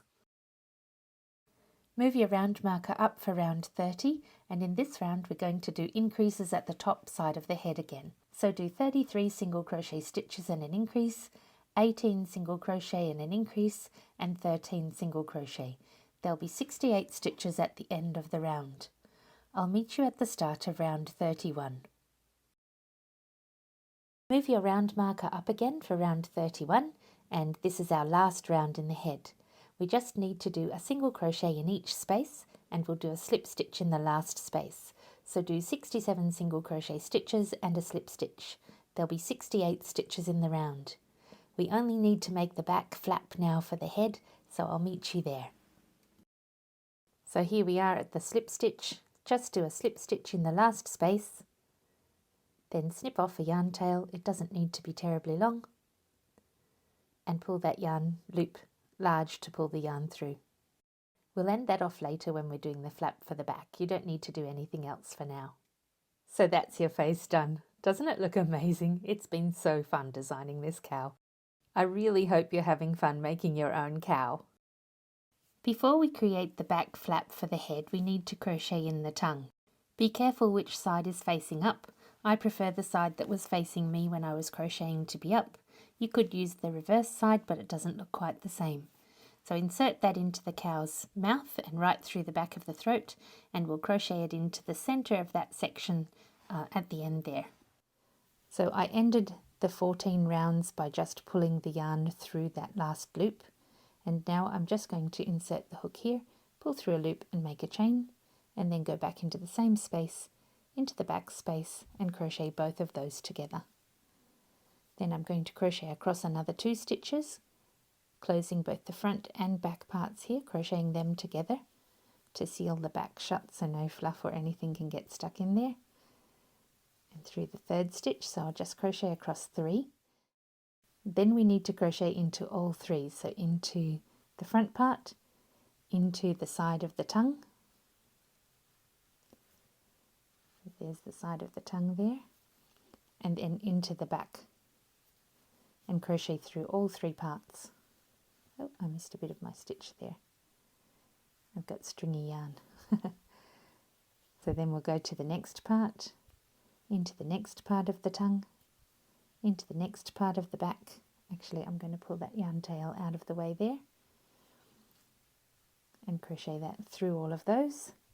Then into the next part of the front, the next part of the tongue, the next part of the back, and crochet through all of them. And one more time into the front, into the side of the tongue, and into the back part here, and crochet all of those together. It can get stuck sometimes, so just be patient, it'll work. And crochet 3 more stitches there to close it all off, crocheting through both the front and the back. If you align the back of the throat there to the stitches in the base of the head, you can see that they're almost in line with the back there. So what we're going to do is crochet 1 more row so that they will be aligned, and this also prevents anyone from, if they're playing with the tongue, they can't pull that and pull that actually inside out. That would be a disaster. So we'll crochet 1 more line across the back here to bring it up in line with the rest of the stitches that we're going to crochet together. So start with a chain stitch on one side and just 2 single crochet stitches to the other side. When you get to the end, pull your yarn tail through the loop on your hook. Thread your yarn tail through the stitches to where the tongue yarn tail is and tie it off, then thread it through a few more stitches and tie it off again just to be secure. You need to make sure that you're tying off on the top side of the tongue, the side that's going to have the stuffing, because you don't want your ends to be sticking out of your work later. The last thing to do now is to make the flap for the back of the head. And as you know, I don't like sewing, so we're going to crochet it in as we make it. And just before we close off, we'll stuff the head. So it should look like that in the end. It's nice and neatly crocheted together the whole way around, just by making a flap across here and crocheting it in as we go. We'll crochet the back flap between these 2 points. There'll be 22 stitches across and 12 rows down. The first thing to do is to find the right point to start in. We'll count around 34 stitches, starting from the loop that the round marker's in. So count around 34 stitches and we'll start crocheting from this point. Get ready to crochet this part by making an anchor loop on the end of your yarn and a slip knot on your hook. Insert your hook into space number 34 and then do 22 amigurumi style single crochet stitches across the top. I'll meet you at the other side of this row. So that's 22 stitches across the top of the head, and now we're going to turn around and come back. But I'm going to crochet it in as I go because I don't want to sew later. So put your hook through the next space and pull on a loop, then into the next space and pull on a loop. So you have 3 loops on your hook now. Use that last loop to pull through the other 2 loops. So just pull that through nice and neatly. Turn your work over, skip that first loop and start working into the next one. You'll need 22 amigurumi style stitches across every row. So please count your stitches at the end of each row. It won't look great if it's not even. I'll meet you at the other side. We join the same way, but it looks a little bit different because we're working from a different angle. So I'll meet you at the other side and show you what to do. At the end of row 2, turn your work over and put your hook through the next space from the outside to the inside. Pull through some yarn. It is a little difficult to do it at this angle. Then go into the next space and pull through another loop. So you'll now have 3 loops on your hook. Pull the last loop through the other 2 loops. This is helping you to grow up the side so that it's nice and even. Turn your work over, skip that first loop and crochet into the next loop. It's directly above the first one we made. I'm also going to trap the yarn tail in here. So trap your yarn tail if you're doing it this way. And there's the knot already because I made a very short one. So I'm going to crochet forward with that tucked behind for the next 2 stitches. So there's 1, 2, just to get past that knot. Then I'm going to crochet into the center of that anchor loop. And I'll crochet in 2 stitches there. And then we can just forget about it because it's all crocheted in nice and neatly and it won't come undone. So you won't have to worry about sewing anything in later. So there's the second stitch. And you can see that that loop's nice and full. You wouldn't want to put any more in there or it would distort your work. So keep crocheting across 22 stitches and I'll meet you at the other side. It can be difficult to find your last stitch there, so please do count and make sure that you have 22 stitches in each row. So I'll show you again how to do this side after I've done this stitch. So there's number 22. Now go forward to the next space in the side, put your hook through from the outside to the inside, pull through a loop, go to the next space and pull through another loop, and then pull that last loop through the other two loops. Then turn your work over. Actually, I think it would look better in your stitches if you turn under. Skip that next space and then crochet into the space after that. So we're working on row 4 here, and if you're anything like me, you might like to keep a note of what row you're up to. I find it much easier to count rounds than rows. And remember, we need 22 stitches per row.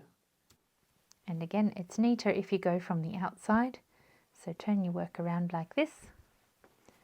And starting from the outside, go in through the next space. So we've already used that one. So we go through this next one up here. Pull on a loop,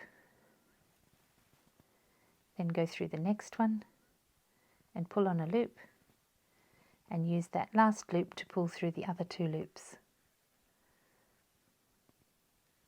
So in effect, you're basically sewing it into the side as you crochet along. So that's a relatively neat stitch. And then just repeat all of that until you have 12 rows. I'll see you when you've finished 12 rows. So here I am at the 12th row. I've just finished 12 rows there. And when you get to the end of the 12th row, you still need to do those 2 stitches that join the back of the head to the side of the head. So pull through a loop, then go in the next space and pull through another loop, and then pull that last loop through the other 2 loops. And now you should have exactly the right number of stitches, both top and bottom, to crochet that all together. We're going to stuff the cow's head next, and then we're going to crochet those 2 parts closed. So pull the yarn on your hook into a large loop so you don't accidentally pull it undone while you're stuffing the cow's head. You only need a small amount of stuffing into the lower jaw of the cow's head.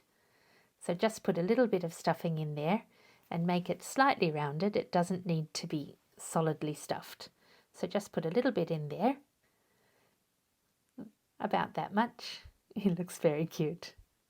And then put a small amount of stuffing underneath the throat part as well. It doesn't need very much there at all. Then we'll stuff the rest of the head.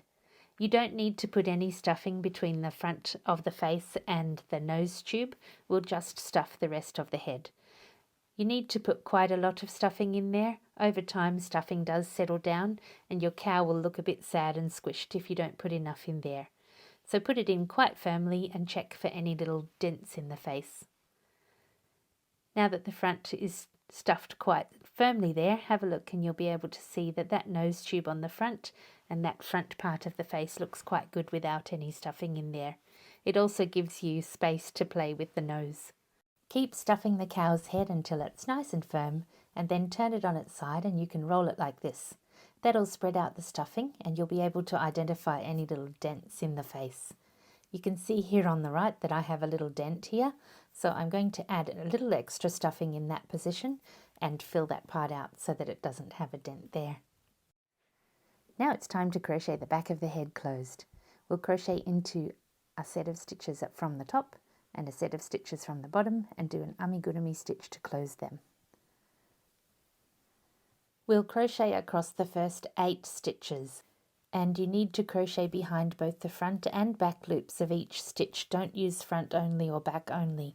You need to go through all 4 strands. So that takes me across 2 stitches from the mouth part. So I'm not going to crochet into the first 2 stitches there. I'm going to crochet into the 3rd. So we go through the top part. I need my hand down there.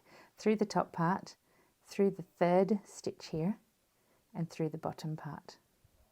And we're going to crochet all of that together with an amigurumi style stitch. By crocheting the back of the throat here into your stitches, it'll stop anyone from pulling the tongue and pulling the throat inside out. We'll do the same for the next 6 stitches. So here's 2,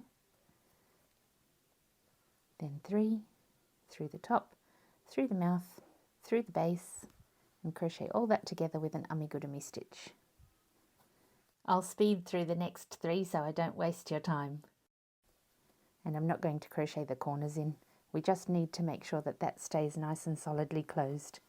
And you can see you can't see the colour on either side. It's nicely crocheted in there, and now all we need to do is crochet to the edge. So the top and the base, and crochet it together with an amigurumi stitch.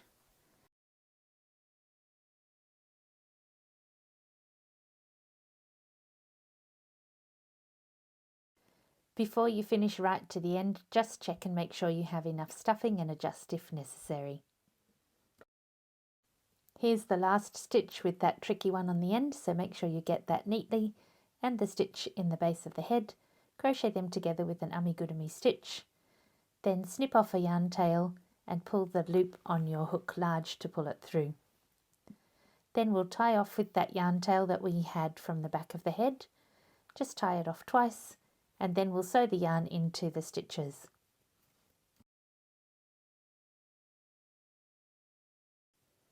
I sewed the yarn tails in one at a time because I wanted them to come out in different points of the neck, but you could sew them through all in one step. When you've sewn the second yarn tail through, pull it tight to pop that knot into your work there, so you won't be able to see it anymore like this. I'm going to leave these yarn tails here because we might use them when we're sewing on the head, and if not, we can trim them later anyway. That's the head part done now, and we didn't need to do any sewing, we could just crochet it all in. Next we'll make the body. We'll crochet as far as we can before inserting the ball because it's a little difficult to crochet around a solid ball. Then we'll crochet the rest of the body. We'll crochet the legs in as we go.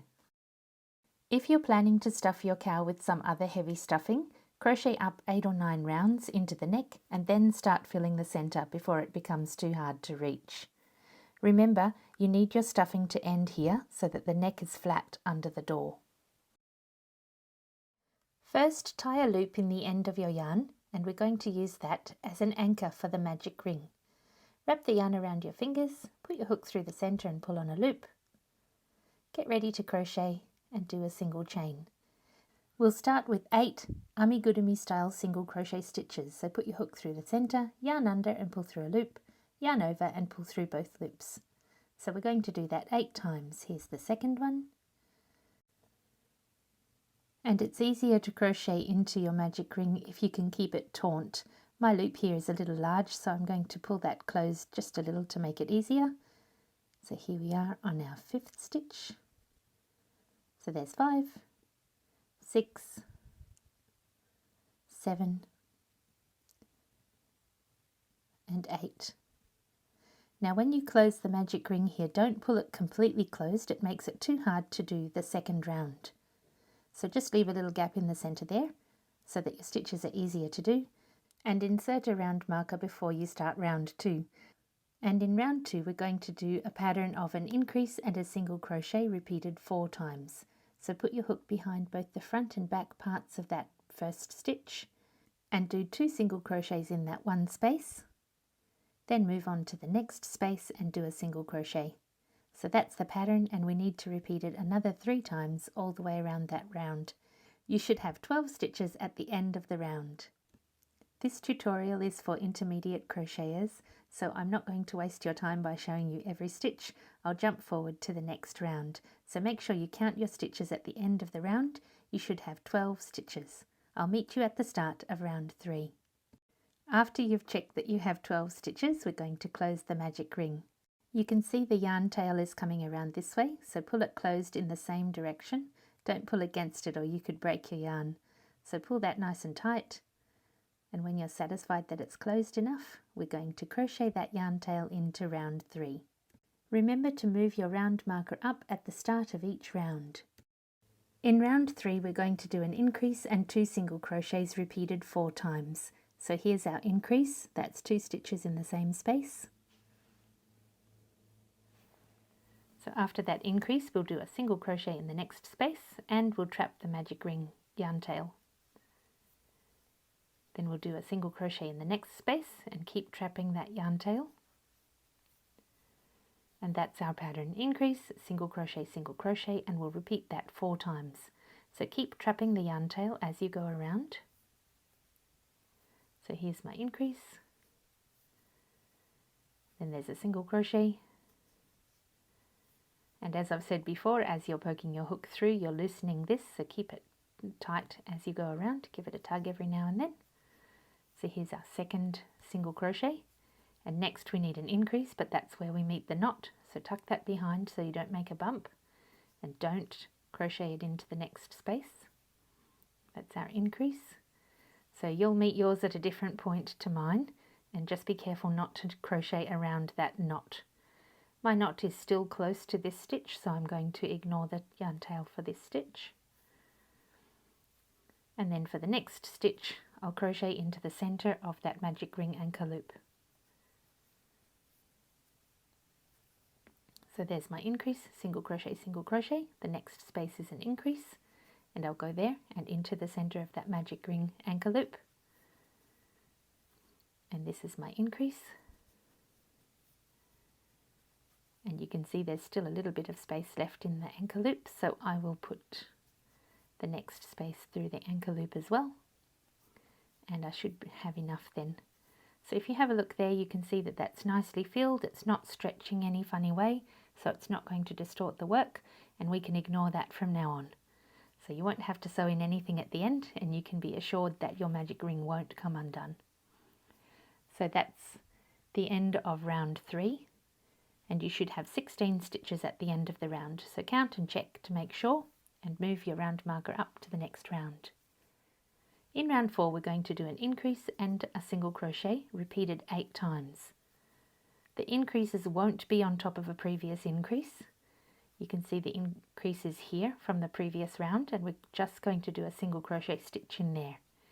If you stack your increases, you're going to make points rather than a circle, and for this one we want a circle. So we'll do an increase, a single crochet repeated 8 times, and don't put your increases into the top of a previous increase. It shouldn't fall that way because that's how I've designed the pattern, so if you're following my pattern the same as it's written, you shouldn't encounter an increase below. If you have, please go back and check your work because it shouldn't be there. So here's the next single crochet, and it's in the top of an increase from the previous round, and then the next one is the increase. So you can see my shape is nice and round, and that's what you want. So keep repeating that pattern, an increase and a single crochet to the end of the round, and I'll meet you there. You should have 24 stitches at the end of the round. Remember to move your round marker up at the start of the round, and in round 5 we're going to do 5 single crochets and then an increase, and we'll repeat that 4 times. So there's the first one, so 1, 2, 3, 4 and 5. That's 5 single crochets, 1 in each space, and then we'll do an increase in the next space. So here's our increase, and you'll need to repeat that another 3 times, so 5 single crochets and an increase.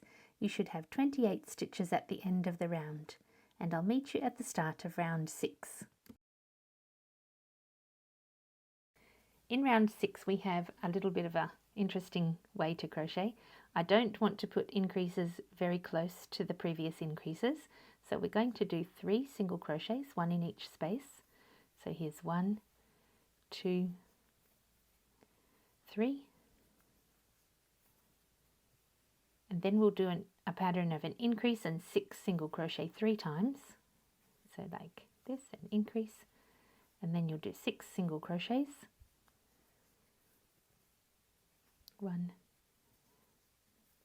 2, 3, 4, 5, 6, and repeat that 2 more times, an increase and 6 single crochets, and then there'll be an increase and 3 single crochets at the end. So I'll speed through this bit and then show you the end.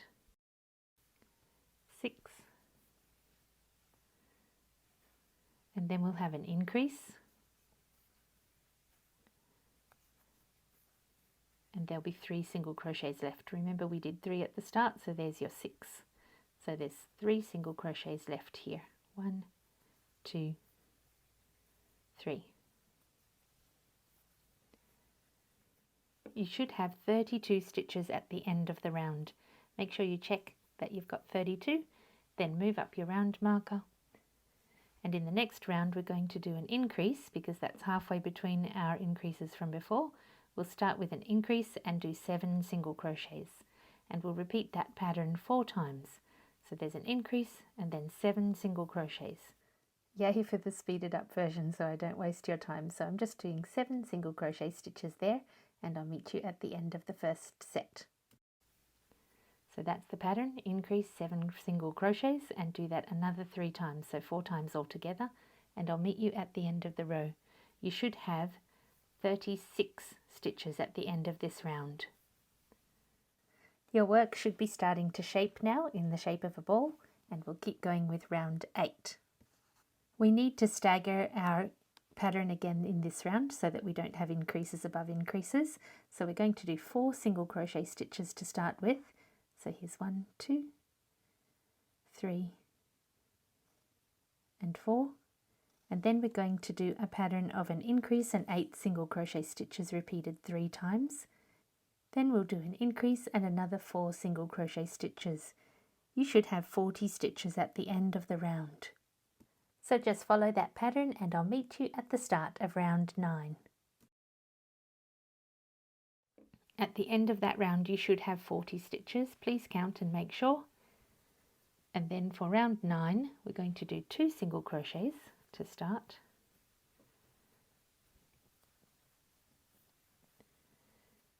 And then we're going to do an increase and 4 single crochets times 7.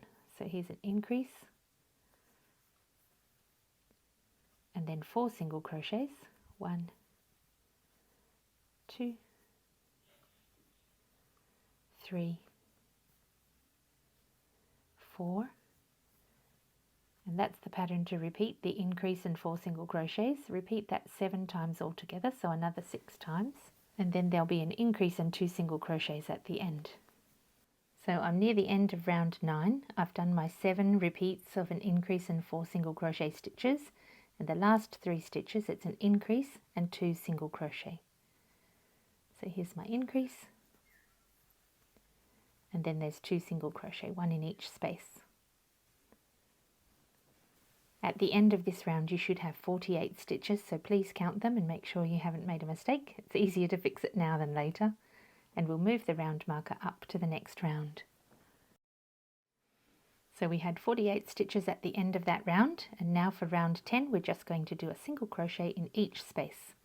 So there'll be 48 stitches in this round as well, because we'll just do a single crochet in each space. So I'll meet you at the start of round 11. Don't forget to count and check that you have 48 stitches in this round. For round 11 the pattern is to do an increase and then 5 single crochets, and we'll repeat that 8 times.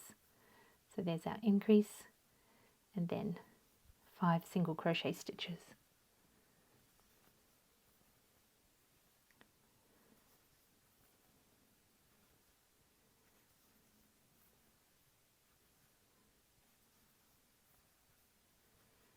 So that's the set, an increase and 5 single crochet stitches, and we'll repeat that 8 times. At the end of round 11 there'll be 56 stitches, and I've put a marker here in stitches 25 and 27. Later on when we put the legs on we're going to put a tail roughly here, so I'm putting a marker there now so that I'll be able to find it easier later. Move your round marker up to the next round, and we're going to do a single crochet in each space. So all the way around, and there'll be 56 stitches. So just do a single crochet in each space and I'll meet you at round 13. I forgot to say I've tied this in so that it doesn't accidentally pull out as I'm crocheting around the round. You don't have to worry about it too much, but when you do get to there, make sure you don't crochet into that marker. It doesn't really matter because we'll just cut it and pull it out anyway, but it might change the shape of your stitches if you're using a piece of yarn that's too big. Remember to use very narrow pieces of yarn for any markers that you're using. So just keep going and do a single crochet in each space until the end of the round. At the end of round 12 you'll have 56 stitches. Make sure you count them to be sure that you're up to the same spot as me. And in round 13 we're going to do 4 single crochet stitches to stagger where our increases are again. So just do 4 single crochet stitches like this, and then we'll do a pattern of an increase and 6 single crochets repeated 7 times. So there's an increase like this, and then we'll do 6 single crochets. So here I'll do it quickly. So this is the part you need to repeat here, the increase and 6 single crochets. We need 7 of those all together, and then there's an increase and 2 single crochets at the end.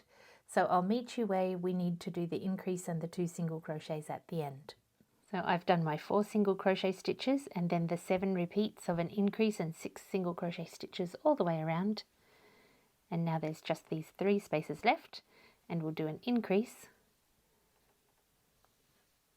and 2 single crochet stitches. So remember we did 4 at the start and we've done 2 at the end, so this is 6 stitches apart as well. At the end of round 13 you'll have 64 stitches. Make sure you check. And in the next round we're going to add the legs. Make sure that you check you're adding the back legs, not the front legs. They're quite different in size. So put your front legs aside and we'll have our back legs ready to crochet in so that we don't have to sew them later. In the end we're going to have a cloven hoof like this, but if you do that now then you have to worry about where you're putting that cloven hoof as you crochet the legs in. So we're not going to do that now. That's the very last thing that we do when we're making the cow.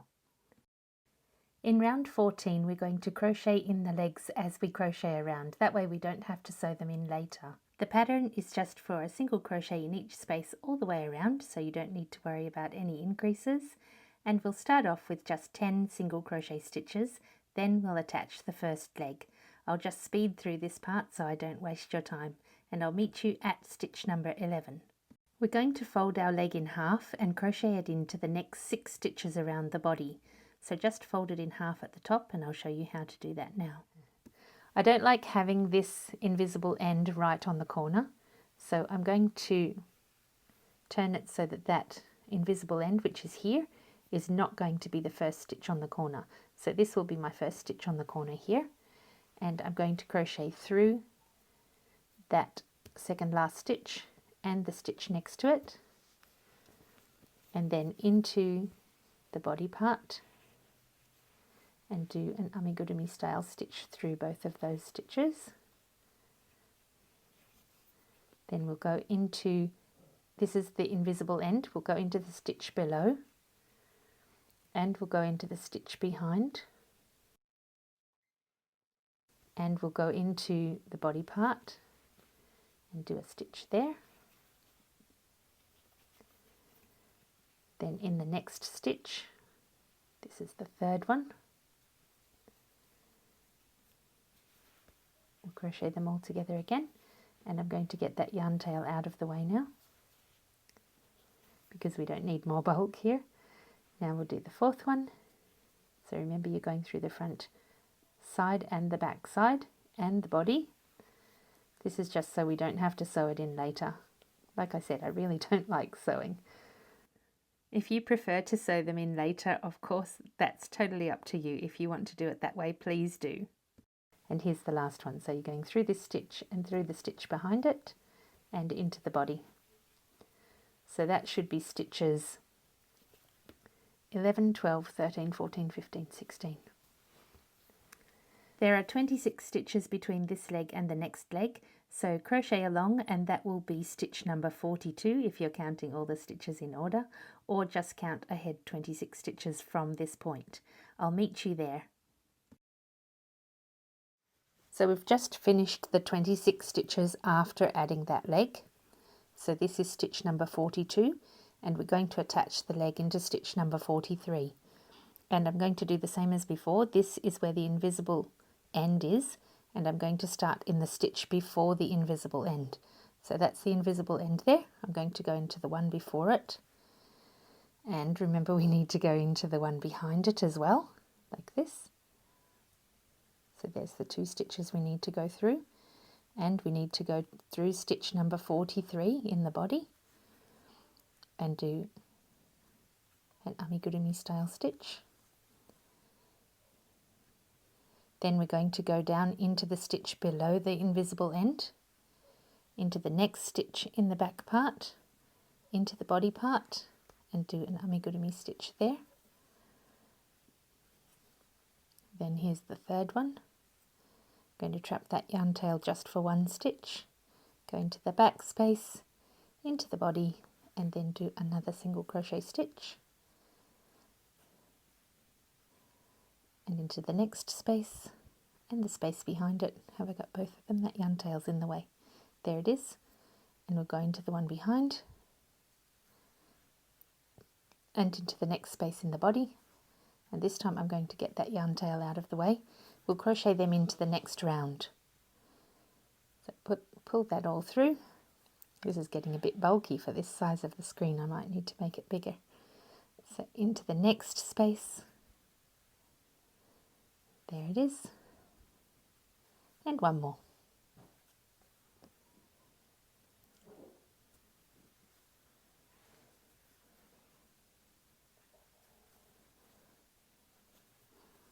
And we should have 16 stitches left in the round, so do another 16 single crochet stitches, and I'll meet you at the end of the round. Check and make sure that you have 64 stitches and you haven't lost any stitches attaching the legs there. And in the next round we're going to take care of those yarn tails. I've tied an anchor loop on the yarn tail from that side, and now I'm going to tie one on this side. You want to make the loops as small as possible and the yarn tail as short as possible.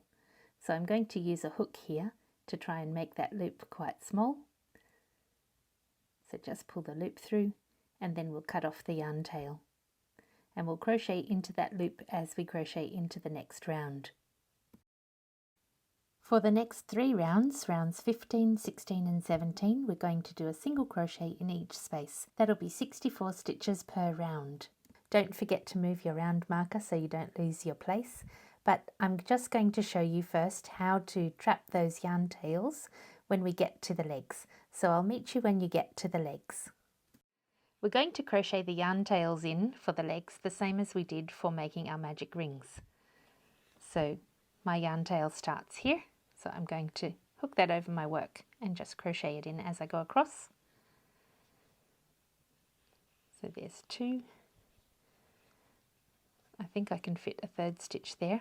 I don't want this yarn to be able to come sticking through here, so I'm going to turn it the other way and crochet in through there. Then the same as before, this is where the knot is, so I'm going to go past that and just hook that behind while I crochet past the knot. So I'll do 2 stitches there past the knot. And then I'm going to crochet into the anchor loop here. So remember, I don't want this facing the work so that those little bits can stick through. I'm going to tip it up the other way. So that's going to be tipping, you can't see it, I'm sorry. So that's going to be tipping up that way so that it'll be facing the ball that's inside. And I'll crochet through the top of this anchor loop here. That will force that to tip up the way that I want it. So we'll crochet through there. And as you can see, I can probably fit another at least 1, but maybe 2 stitches there. So I'll do 1 and check. Just remember that when you do put something inside your body, whether you're putting stuffing or a ball or anything else to make it heavy, it will stretch a little, so make sure that this is not too full. So if I put another one in there, I think it's going to be stretched too tight, so I'm just going to leave it as is. And ignore that now and keep crocheting across. And we'll do the same thing when we get to the other leg. Just a reminder of the pattern, you're working on round 15 right now, and 15, 16 and 17 are just a single crochet in each space. I'll meet you at the start of round 18. That's the end of round 17. You should have 64 stitches in the round. Please check to make sure that we're all on the same page and move your round marker up. In the next round we're going to add 4 stitches. So we'll do 15 single crochet stitches and then an increase and repeat that 4 times. I'm sorry, 15 is a bit annoying to count, but we need to add them evenly. So just do 15 single crochet stitches and then do an increase and repeat that 4 times. You'll have 68 stitches at the end of the round. So that's what our repeat looks like. There's 15 stitches and an increase, and we'll do that 4 times. For the next 5 rounds, that's rounds 19 to 23, we're going to do a single crochet in each space. You should have 68 stitches per round. So just do a single crochet in each space and I'll meet you at the start of round 24. Remember to move your round marker up at the start of each round. I've just finished round 23, and if you look at the ball I'm going to be using, there's a centre here that you can see. The other side of the centre is slightly larger. So if you put the ball inside what I'm making here, you can see that I've passed halfway now. So I'm going to start reducing just a little at a time. So for the next round we're going to do 15 single crochet stitches and then a decrease. So we'll basically work in the opposite direction from what we did to grow the ball. We're going to reduce on the other side.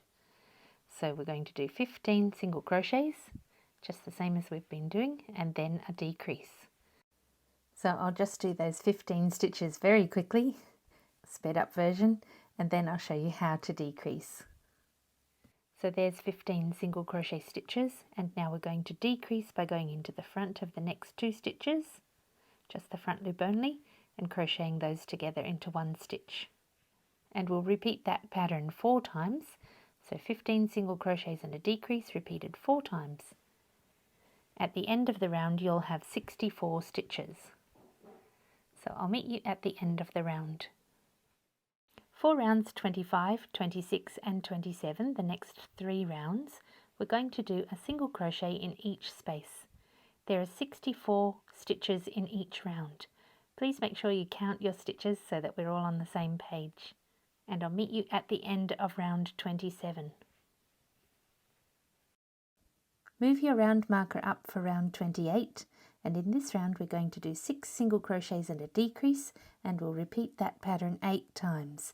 You should have 56 stitches at the end of the round. So the set is 6 single crochets and a decrease, and we'll repeat that 8 times. So you need to do that 7 more times. For rounds 29 and 30, we're just going to do a single crochet in each space. You should have 56 stitches per round, and I'll meet you at the end of round 30. So just neatly do a single crochet in each space for 2 rounds. In round 31, we're going to do 5 single crochets and a decrease. And we'll repeat that set 8 times. My ball only just fits inside now, so after I've done a couple of decreases, I'll test the ball out. I'm going to try and put the ball back in again and see if I can still squeeze it in. It's much easier to crochet without the ball inside, so I try and last as long as I can without the ball inside. Haha, I think this is the last time. I have to squeeze it on like that. So I'm almost halfway around the ball and I can only just fit the ball in now. So I've moved the camera angle so that you can see it better. I'm up to a decrease.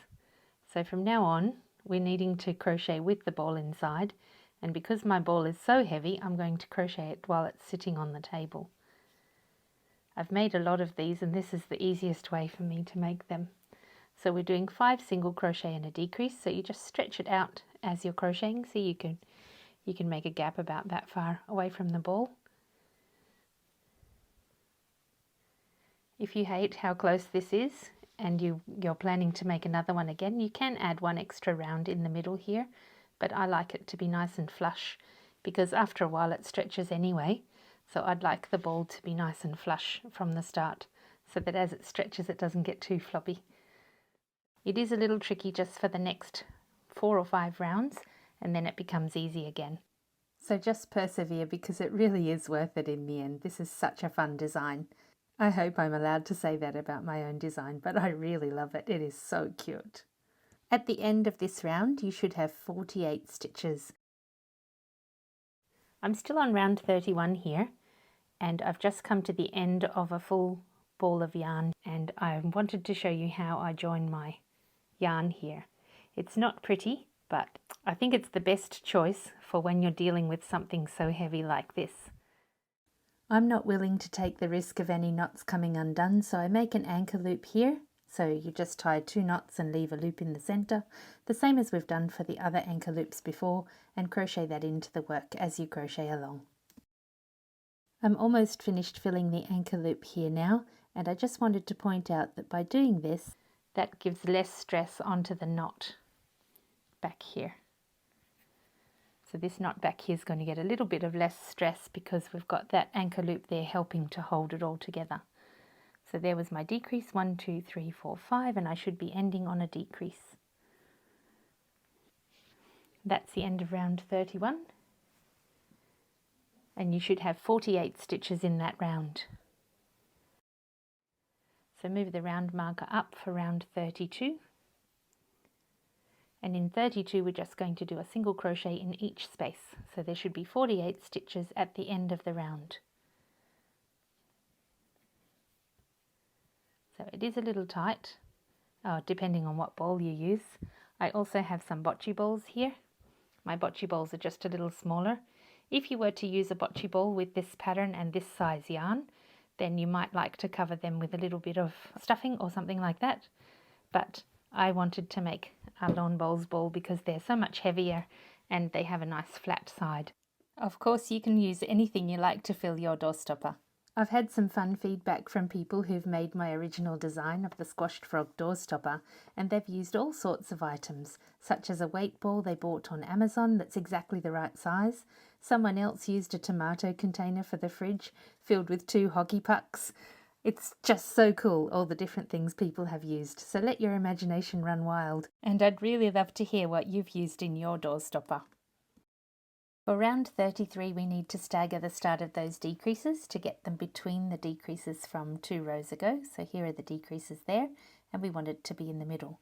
So start with 2 single crochet stitches, and then we'll start our pattern of a decrease and 4 single crochets in the set, and you need to repeat that set 7 times.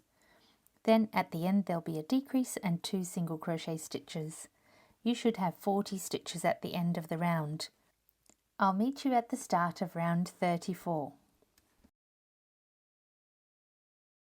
Remember to move your round marker up for the start of the next round, and 34 is another easy one. It's just a single crochet in each space. You should have 40 stitches at the end of the round, and I'll meet you at the start of round 35. Move your round marker up for round 35, and this time we're going to do a pattern of 3 single crochets and a decrease, and we'll repeat that pattern 8 times. You should have 32 stitches at the end of the round. I'll meet you at the start of round 36. Round 36 is another easy one. It's just a single crochet in each space all the way around. You should have 32 stitches at the end of the round. I'll meet you at the start of round 37.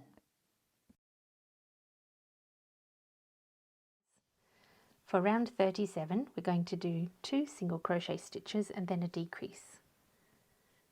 So here's 2 single crochet and then a decrease.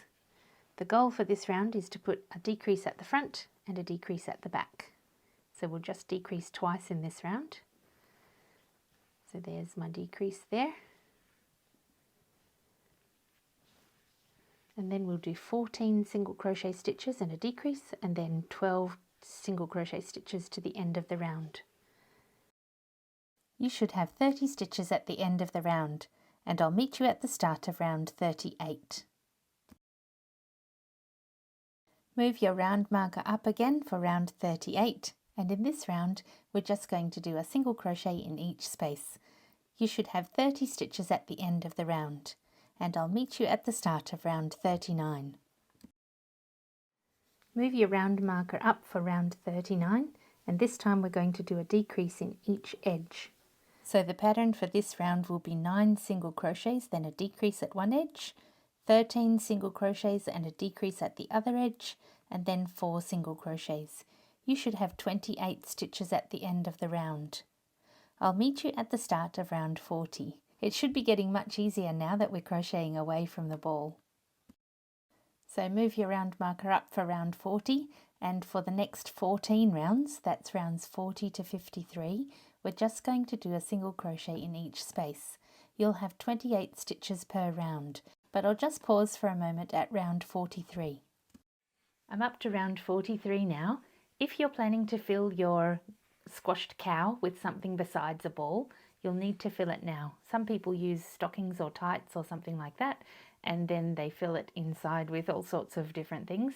If you're planning to do that, then you'd probably need to do it now. If you're going to crochet any further up, it will be too hard to reach in there and tie off whatever you're filling it with. For round 54, we're going to increase on either side. So we'll do 12 single crochet stitches across the front, an increase, 13 stitches across the back, an increase, and then a single crochet. You should have 30 stitches at the end of the round. I'll meet you at the start of round 55. Move your round marker up for round 55, and we're going to do a single crochet in each space. So this is an easy round again, just a single crochet in each space. You should have 30 stitches at the end of the round, and I'll meet you at round 56. I've calculated the total length you'll need for the cow's neck based on a standard door of 3.5 centimetres or 1 3/8 inches. So the total length of the cow's neck will be 9 centimetres or 3.5 inches.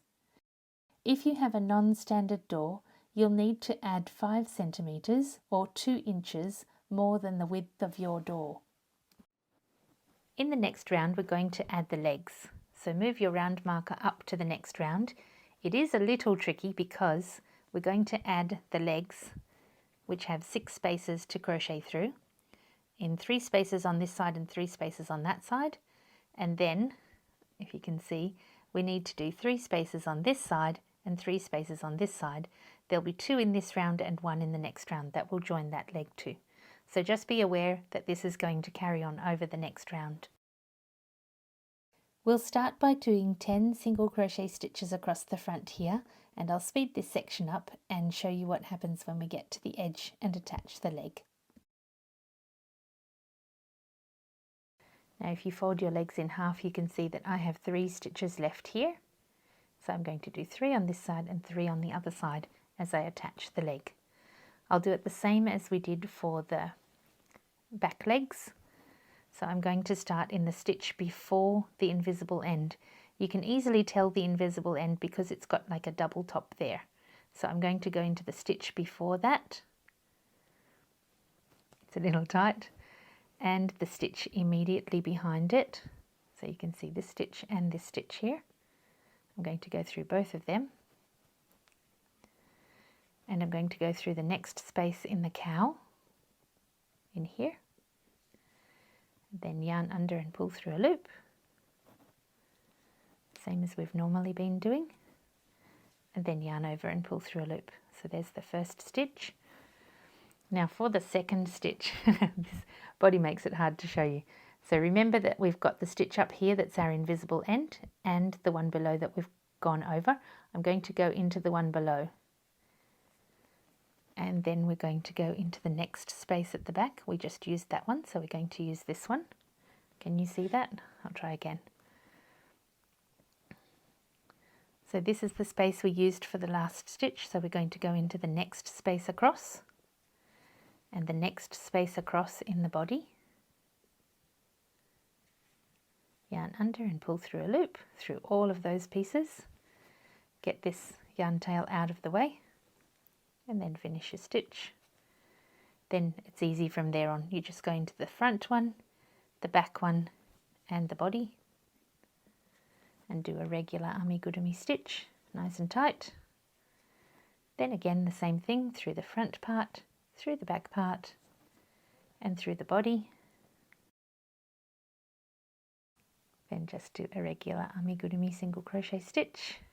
And we have 2 more in the front part, in the back part, in the body part, and then crochet through all of that, and the last one through the front loop and the back loop that's on the corner there, and through the body, and crochet it on.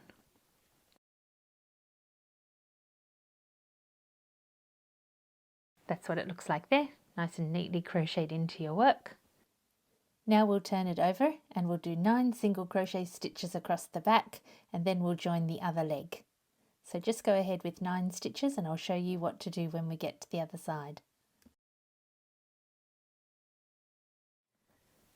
So there's 3 more stitches there before the edge.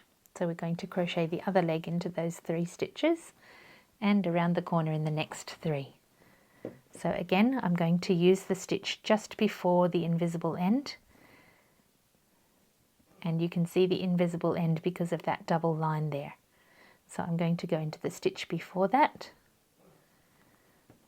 It's a little tight because of the invisible end, and the next stitch behind that.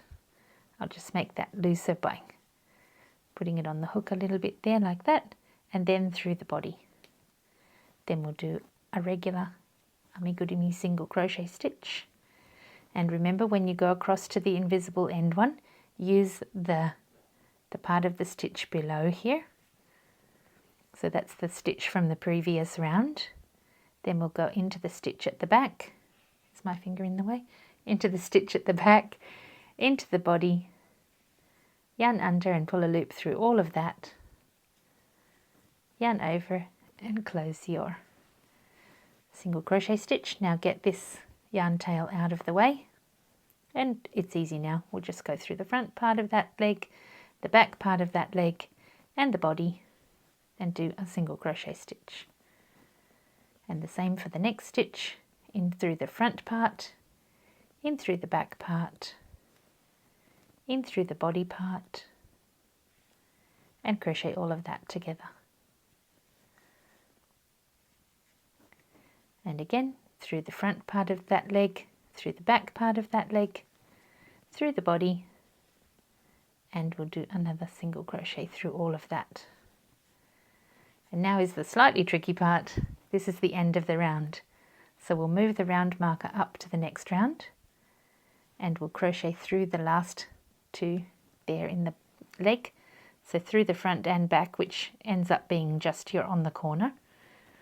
Then through the body part, yarn under and pull through your loop, and then yarn over and pull through both loops. So that's the first stitch of round 57, and we need to do another 29 stitches in that round. There'll be 30 stitches altogether. But I just want to show you how I crochet my ends in. So I'm just crocheting forward a few stitches here, and then I'll show you how I crochet the ends in. So there's 2 yarn tails, one from each of the legs here, and I want to tie them together, but you need to be careful that you don't accidentally tie them so tight that you're pulling the arms in together. You need to leave a good space there. See, if you tie it tight like this, you'll be pulling the arms in. So make sure you stretch the arms out like this, give yourself a lot of room, and tie a knot there. You can actually even tie it a little looser than that. Tie those 2 yarn tails together to create a knot, and pull it nice and tight. Check and make sure that it's not pulling your work in, so that can stretch out fine there. Then we're going to tie another knot just to make a small anchor loop again. I really do like these anchor loops, don't I? So just tie another knot there, tie it off tightly. You can snip off the yarn tails, and then we'll crochet that in as we crochet around. Crochet forward a few stitches until you're past that knot in the center, and then start crocheting the yarn tail from that leg in. Once you get past the yarn tail, you can just crochet around to the other side, and then we'll crochet the other end of the yarn tail in the other side. Your yarn tail is going to be at a different point to mine, but mine is just here in the center, and I've crocheted forward 3 stitches. I'm going to crochet 1 more, and then I'm going to crochet through the center of that anchor loop that I've created. It's just an added measure of safety to make sure this doesn't come undone and no yarn tails are going to be poking out anywhere. So I'm just crocheting through that anchor loop there. I've only got one stitch in there. It doesn't matter, you don't need to have a lot, it's just an added safety measure. Then I'll crochet forward a few more stitches past the knot, and then I'll start crocheting in the back of that yarn tail from the other side. It's just to keep those yarn tails in so that I don't have to sew them in at the end. So when you get there, just crochet that final part of the yarn tail into your work, so hide it between your stitches. And remember, we're just doing a single crochet in each space all the way around, and I'll meet you at the end of the round. I'm going to move my round marker up for round 58, but you don't really need it. We're only going to do 4 stitches in this round. So just do 3 single crochet stitches. So there's 1, 2, and here's 3, and then we're going to do a slip stitch. Can you see what I'm doing? I'm sorry. So that's 3 single crochet stitches since the change in the round marker. That's just to keep that leg nice and neat. I want it to have about the same depth as the other side. So now we're going to do a slip stitch, and then we're going to cut off a really long yarn tail. It's your choice, you can either crochet or sew your head to your neck later, but you'll need plenty of yarn to do that. Now pull the loop on your hook nice and large and keep pulling until the yarn tail pops through there, and then we're going to do an invisible end. If you've pulled that last loop a little too tight when you pulled the yarn through, just stretch it out to be the same size as the other stitches using your needle. And now the last thing to do is the invisible end. Step forward 2 spaces from where the yarn was coming from, put your needle through there and pull the yarn through. Don't pull it too tight. Then go back to the loop the yarn's coming from and put your needle through that loop and through the back leg of the stitch immediately below, and pull that big long yarn tail all the way through, and we've finished the body part for now. You can also take out the round marker, we don't need that anymore. Later we'll add the tail and we'll do the cloven hoof for the feet as the very last thing we do in the whole pattern. The back part of your cow should be done now. All that's left to do is to sew on the ears, the eyes, the horns, and crochet the neck and the head together. Next we need to get the ears ready to sew onto the head. We'll need to make a tube with the bottom part of the ear to make it look more like a real cow's ear. And we're going to sew it onto the edge of the head like this. I'll show you how to sew it on the opposite side so the ear tag won't get in the way. You might want to sew the ear tag side first because the ear on this side needs to curl in the opposite direction. All we need to do is sew small stitches about the same size as your crochet stitches to join 3 rounds of crocheting together. I tried to follow the line of stitches up to the next round and then sew straight across to a space on the opposite side using the same round. I'm very good at getting tangled, so please ignore my sewing style. Then go back into that same space and back through on the other side in the same space to create a stitch there. Then I'll go across back to that same space again and up to the next round. Then sew across back to the first round and down to the base. So we're essentially just sewing up 3 rounds and joining that together in a tube. Then we'll sew it all to the head. So we're sewing down here so we can get back to where we need the yarn to be to sew it onto the head. I've used pins to hold the ear in place. You can freehand if you prefer. So the position you need the ears is up in the top corner of the head, just sticking straight out from the top. I've designed the tube style ears to make it look more realistic and to prevent the ears from sagging. You can sew on the ears however you like, but this is how I prefer to sew them on. So I sew into a space behind the front and back loops of the bottom of the ear, then down into a space or a peg in the head below, then up in through the inside of the ear, through the next space along, behind both the front and back loops of that next stitch, then go across to the next stitch and go in behind the front and back loops of that one too. Go down into a peg if possible, a gap if that's what's available, but try to use more pegs than gaps because it will keep your ear nice and secure. So as I go around, you can see that I'm doing every second stitch because you're moving across one stitch each time. So you can see that I've sewn into that one and not that one. I will be sewing into that one. That just means you'll need to go around twice. That way you're sewing into every stitch and keeping your ear very secure. So I'll just speed through that process so I don't waste your time. And I'll point out any special things I've done as we speed through. As you're sewing around, be careful that you're making a nice circular shape for that ear. You can control that by where you're placing your stitches. When you've finished sewing around the first time, you can remove all the pins. Then check which stitches are holding down the ear and sew into the alternate stitches that you haven't sewn down yet. For example, here's a stitch I haven't sewn down yet. So I'm going to sew across into that stitch, then up into the next stitch. So that way we're going to hold down all the stitches.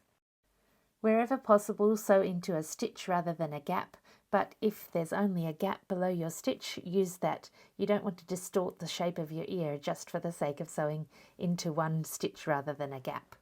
So here we are at the end, and when I get to the end, I sew into the head part and then out roughly where the horn is going to be. So just sew that yarn tail 6 or 7 stitches through the head and have it exit roughly where the horn's going to be, and then we can tie off the yarn tail from the ear and the yarn tail from the horn, and you don't have to try and figure out a way to tie off your ends. So that's my ear all sewn on. You can sew yours on however you like, but that's the way I like to do mine. So I'll sew on the other ear now. I've sewn on the other ear and one of the horns. Before you start sewing on the horn, you'll need to add a little stuffing. It doesn't need to be too full. And you'll notice that when we crocheted our horn, one side is just slightly shorter than the other. That's because of the way we did the rounds, because they tend to twirl as you're crocheting and spiral slightly to the right if you're right-handed, left if you're left-handed. So what we're going to do is put the longer side down towards the ear so that the horns are nice and flat on the top of the head. Align the back of the horn with the last row before we did the back flap and 3 stitches away from the ear. When you're sewing on the second horn, make sure that it's the same distance from the ear as the other side, that you're using the same line across the front here as the other side, and that you're using roughly the same line at the back. Keep the yarn tail from the ear at the back so that when you tie off, if you don't do a really neat job, it's not as noticeable as if it were at the front. So line it up, pin it on, and sew it on the same way you did for the ear. When you've finished sewing on the horn, tie the yarn tails from the ear and the horn together in a 3 times crossover knot, and then we'll sew up into the horn and then down into the body to get rid of those yarn tails. I'll show you how to do that now. Sew into the same space the yarn tail is coming from and up into the horn. Make sure you come out of a space, not through one of the stitches, because you're going to need to sew back down into that space again. Pull really tight so that the knot pulls into the horn. Then sew back down into that same space and then out through anywhere in the head. It doesn't matter where, and we'll snip that off later. You need to do the same thing with the other yarn tail. The reason we sew up into the horn first is to really make sure that that knot is being pulled inside the work so you can't see it. If you're worried that it's not in enough, you can go in with your needle and pull it in behind your work. Then sew back down through that same space and in through the head anywhere you like. Pull it tight and then we'll snip off the yarn tails. If you pull those yarn tails very tight before you snip them off, you don't have to snip close to your work and they'll pop back inside the head. So pull it nice and tight, then snip away from the work, and the yarn tails will pop into the head. Massage it into a nice shape, and then we'll sew on the eyes. I gave you 2 samples of eyes you could choose from, the safety eye style and the dizzy eyes. If you're doing the safety eyes, it's quite straightforward. Just stuff in behind the eyes, and you need to stuff around that safety pin in the centre. Pin the eyes onto the head, and then just sew them on. For this section, I'll show you how to sew on the dizzy eyes. Stuff them quite firmly, and we'll sew them on the same way we sewed on the ears and the horns. To make your eyes like the emoji dizzy eyes, you need to have the end of the eye stitching towards the outside of the face. I've just finished sewing on the eye the same way that we sewed on the ears and the horns, and now I'll show you how I end off. First, I split my yarn tail in half, and then I sew through the space it's coming from and up and down into the head part of the cow, and out a space on the other side. Make sure you don't catch any stitches. Then sew back into the same space and down into the head part and out another space on the other side. Then go into that same space again, down into the head part and out the other side again. Make sure you don't catch any stitches, especially on this side. I just caught a little there. There it is. Now get the other yarn tail and go through the same space it's coming through, both at the bottom and the top. Check to make sure you haven't caught any stitches, and then do a 3 tie off knot. So just cross over once and tie, a second time and tie, and a third time and tie. Thread both yarn tails onto a needle and then go back into that same space in the eye, making sure you don't catch any of the stitches. Pull it through to the back of the head. Make sure you don't pull the stuffing out. And it should look much like this. That's about the position you need to have the eye. I think that looks quite good. Then pull the yarn tail at the back quite tight like we've done before. Snip off away from your stitches. Like that. Oh, I missed a bit. And then it should pop back into the head like this. So now all you need to do is sew on the other eye. Next we'll make a little tail. The way I made the tail was to braid a few strands of both colours into the tail. And then I tied off the end, snipped it off and brushed out the ends. We're going to start adding some yarn around the marker we put when we were making the body of the cow. Before you start inserting, make sure that your marker is roughly halfway between the legs. You'll need to sew 6 pieces of yarn through some of the spaces and some of the stitches themselves, so through the pegs. Just thread the strands through halfway so that you'll have 12 strands to work with. That'll make a nice sized tail, and it'll be strong enough to survive children picking it up by the tail. I'm going to make a 3-strand braid, so separate your colours up into 4 strands per braid strand. That sounds funny. And you can separate them in solid colours like I've done here, or like in my first cow, I've mixed them up so that it's just random. So do whatever you like, and then braid them into a nice long braid and tie off when you have reached how long you want your tail to be. Make sure you tie your knot off very securely.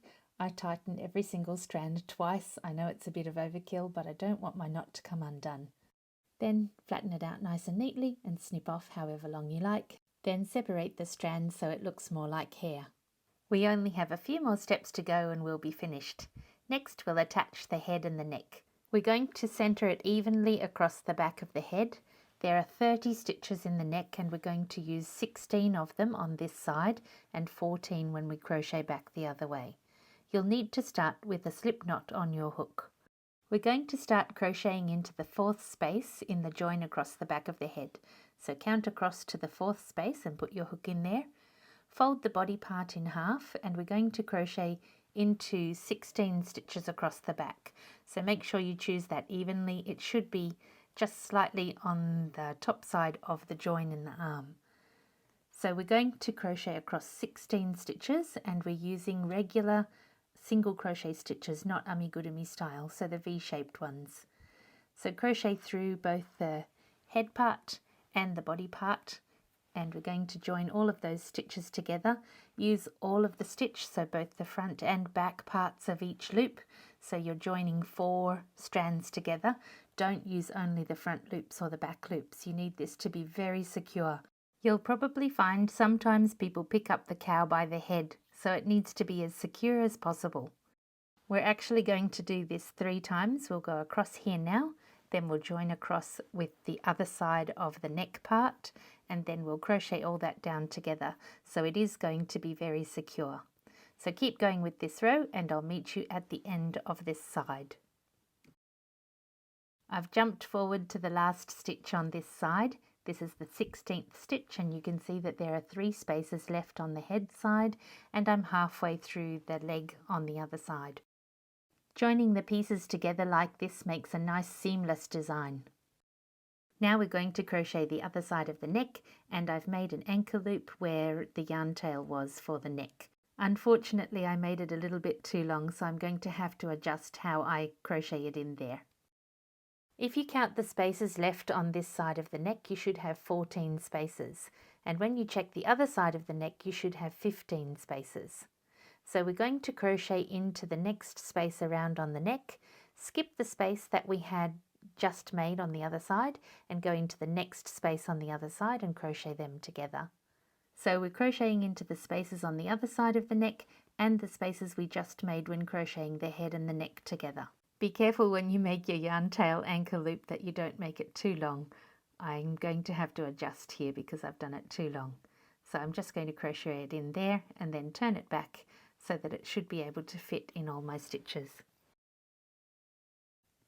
So just keep crocheting across, one stitch from the front side, one stitch from the back side, getting all of the pieces of yarn again the same as we did before, 4 strands in each stitch. So I just want to show you the next stitch after this before we continue. This is where I did my end, my slip stitch at the end, and sometimes it's very hard to get your hook into that space. If you have trouble getting the hook into that space, you can cheat. Get a smaller hook, put the smaller hook through that space and through the space on the other side, pull the yarn through and pop it up onto the other hook. That way you can always get your stitches without stretching too much. So the next one is my invisible end, so remember to go under both of the bars there so that you don't have it gaping later. So I'm going to go under both of the bars, into the next space on the other side and crochet them together.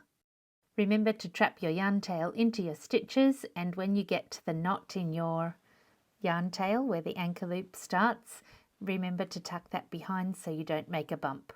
I usually tuck it behind for 2 stitches like this.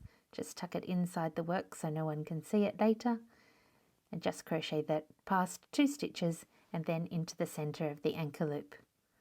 We're almost at the end, so I'll just keep showing you what I did until the end. So that's tucked in behind, and now I'm going to crochet into the center of that anchor loop and into the other side. So just crochet them all together and into the next space. I've only got 2 spaces left on either side, so into the front, through the loop and into the back side, and crochet that all together. If you have a problem like this, what you can do is to get a small hook and pull the rest of that anchor loop in behind so that no one can see it later. So I'll do that as soon as I finished this last stitch. Hopefully you won't have a mistake like this, but if you do, I'll show you what you can do with that now. So just get a smaller hook, go through your work and hook on the end of that anchor loop, pull it inside the work, let go, and then it's hidden in behind. We're not going to need the yarn tails from the ears after all, so I'm going to sew this end out the same hole the other end is coming from, and then I'll tie them together in 3 knots, the same as I've shown you before. Then I'll sew them both up into the head and snip off the yarn tails. So pull it quite tight, snip them off and massage it into the head part. So we'll continue attaching the head now.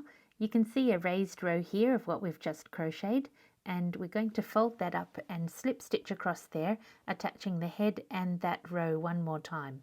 It's going to match the other rows across here because it's going to have that little join line, the same as in the back of the head. So it won't be noticeable and it will make the head join that much stronger. So do 1 chain to start and then we'll continue joining together.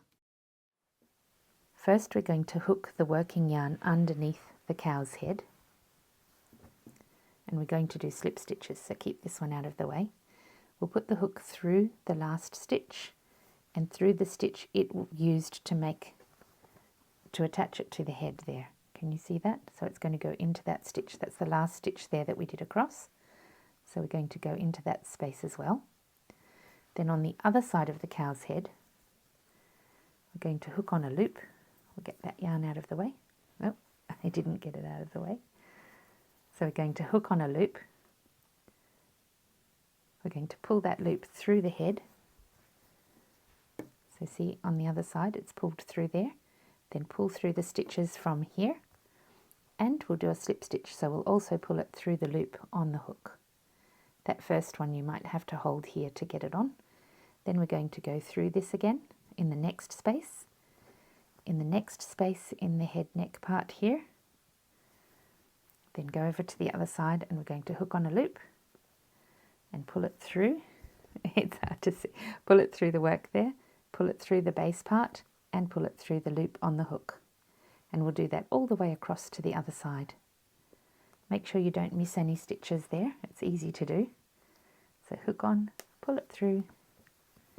It gets easier the further across you go because it's starting to pull that down, so it makes it easier for you. So in the next stitch and the space below it, hook on the other side of the head, pull it through, both the base part and this neck part and the loop on your hook. And so just do that all the way across to the other side. My last stitch is too tight again, so I'm going to use a smaller hook and put it through that side and through the back, hook on a piece of yarn and then pull it up over the hook I'm using. So there it is, and that's the last stitch. Then I'll snip off a short yarn tail, pull that through the loop on the hook, and then we'll tie off. Next we'll need to sew in the yarn tails from either end. There's a little lump here caused by the chain stitch that we made. I'm going to sew through that to hold it down and then into the centre of the work and through a space in the centre. We're going between the top and bottom, so make sure your needle is not sticking out the other side. Then go through a space in the centre there, and we'll do the same thing for the other side. Then tie the ends off here. So with the first tie you just tie it flush, not too tight, you don't want to distort your work. Then tie it again, this time slightly more firmly, and the last time tie it off quite tight. Then sew the yarn tails in the same direction they're coming from the knot, one in each direction, into the back of the stitches so they can hold the yarn tails securely. Then trim them carefully. If you take a look from the other side, you can see those little lines I mentioned from every second row in the back of the head.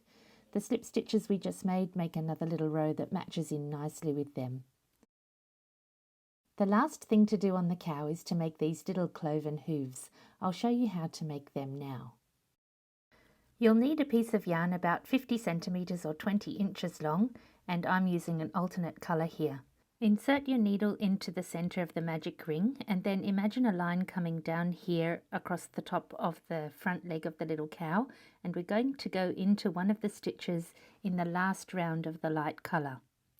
So don't go through the spaces, go through the stitch itself. That will keep it stronger and stop gaping later. It's a little difficult to pull the needle through there, and it may have been an idea to do this before you put the stuffing in, but it looks so much more effective with the stuffing there. I think it's worth it in the end. We're going to go through the magic ring center again there, but as you go through, make sure you don't trap any of the yarn from either the magic ring or from the other yarn that you're using here to tighten this little cloven hoof. So go through the center there, and then we're going to go back through the same stitch as before, but I'm going to use a different point in the stitch this time. That will prevent gaping, so if you're using the same space you could have some gaping there. So pull that through. It is a bit stiff. Once it's pulled through, tighten up, but not too tight, we need to straighten it yet. So pull it a little bit tighter, then straighten it up so it's in line with that line we imagined earlier. And then we're going to start pulling it tight. Make sure you don't pull so tight that you break your yarn. The yarn I'm using here is pretty indestructible. I haven't been able to break any yet. You'll need to have the second piece of yarn going exactly over top of the first piece of yarn, and we're going to tie a knot as close to the magic ring loop as possible, and I'm going to do a 3-tie knot here. So there's the first tie. I'm keeping it as tight as I possibly can. And I'll just speed that up because I'm sure you have the idea. Here's the second tie and the third tie. Once you've tied that nice and tight, insert the needle into the center of that magic ring again and make sure you don't catch any of the stitches. Go out the back of the leg, anywhere, it doesn't matter, and pull that tight, and then do the same thing with the other yarn tail. It will be a little stiff because the center of that magic ring is getting quite full now. So once you've done that, just check and make sure you're happy, and then use those yarn tails to pull that little knot through the center of the magic ring. You can push it with your thumb if necessary, but keep pulling until it pops through the center like that. I think our little cloven hoof is looking quite cute. Next you need to snip off the yarn tails. Remember to pull it quite tight and snip slightly away from your work so you don't cut any of your stitches. The yarn should pop inside the leg as you snip it off. You'll need to do the same thing on the other side at the front. This side looks much more like a cow than that side, doesn't it? Make the back legs the same way, only use a line down the centre of the leg rather than along the top. It should look like this when you're finished. Next we'll make the little clump of grass the cow is stretching under the door to eat. We'll make the grass pieces first, and then we'll make the little clod of earth. We'll make our blades of grass using foundation single crochet stitches to start. Start off with a slip knot and chain 2. Then put your hook back into the first loop, the one that was the slip knot. I usually have 2 pieces of yarn above and 1 piece below. Yarn over and pull through a loop. Yarn over and pull through only the first loop. Yarn over and pull through both loops. To make the next stitch, go through both the front and back legs of that end stitch, yarn over and pull through a loop, yarn over and pull through only the first loop, yarn over and pull through both loops. And again, go through both the front and back legs of that end stitch, yarn over and pull through a loop, yarn over and pull through only the first loop, yarn over and pull through both loops. You'll need to make 6 blades of grass, ranging from 24 to 28 stitches long. That's about 10 to 12 centimetres or 4 to 5 inches long. I made mine in different lengths to make it look a little more realistic. Just make sure you use an even number of stitches per strip. So make your foundation single crochet strip, and I'll meet you when you've finished this part and show you what to do next. To end off the foundation single crochet strip, I did a chain, snipped off a yarn tail, and then just pulled that loop until it popped through. We'll start the next part with a slip knot on our hook. Put your hook through the first and last spaces on one side of your strip and crochet them together using regular single crochet stitches. Make sure you go under both the front and back loops of each of the stitches, so you're going under 4 strands of yarn here, and single crochet them together. Then move on to the next stitch on both sides, so go through that space and the space in the back and crochet them together too. Keep crocheting along, joining the front and back parts of this strip together, and I'll meet you at the top and show you what to do to crochet over the top and get to the other side. The last 2 stitches on that edge can be a little difficult to crochet through, but please make sure you do. So crochet through them, and then we're going to do a chain. Then do a single crochet into the top of the stitches there and do another chain. Then crochet through another part of the top of that stitch and do another chain, and then crochet the sides together. It's a good idea to go to the other end of that side and check which stitches align with each other. I made that mistake the first piece of grass and had them misaligned and had to do the side again. So just make sure you're crocheting into the right spaces and crochet them together down this side, the same as you did on the other side. So here's my last stitch. I'll just crochet those 2 sides together, then do a chain, snip off a yarn tail and pull that loop until the yarn end pops through. When you've finished making your blades of grass, they should be quite stiff and able to hold their shape. Tie the yarn tails together at the bottom of each blade of grass, but don't cut them off yet. We'll use them later.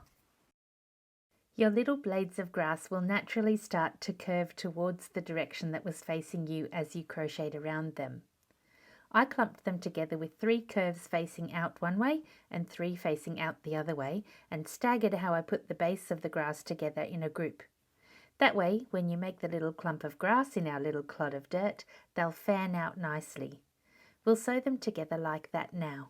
Sew through the second last row of each blade of grass, but stagger where you're sewing as you put them together.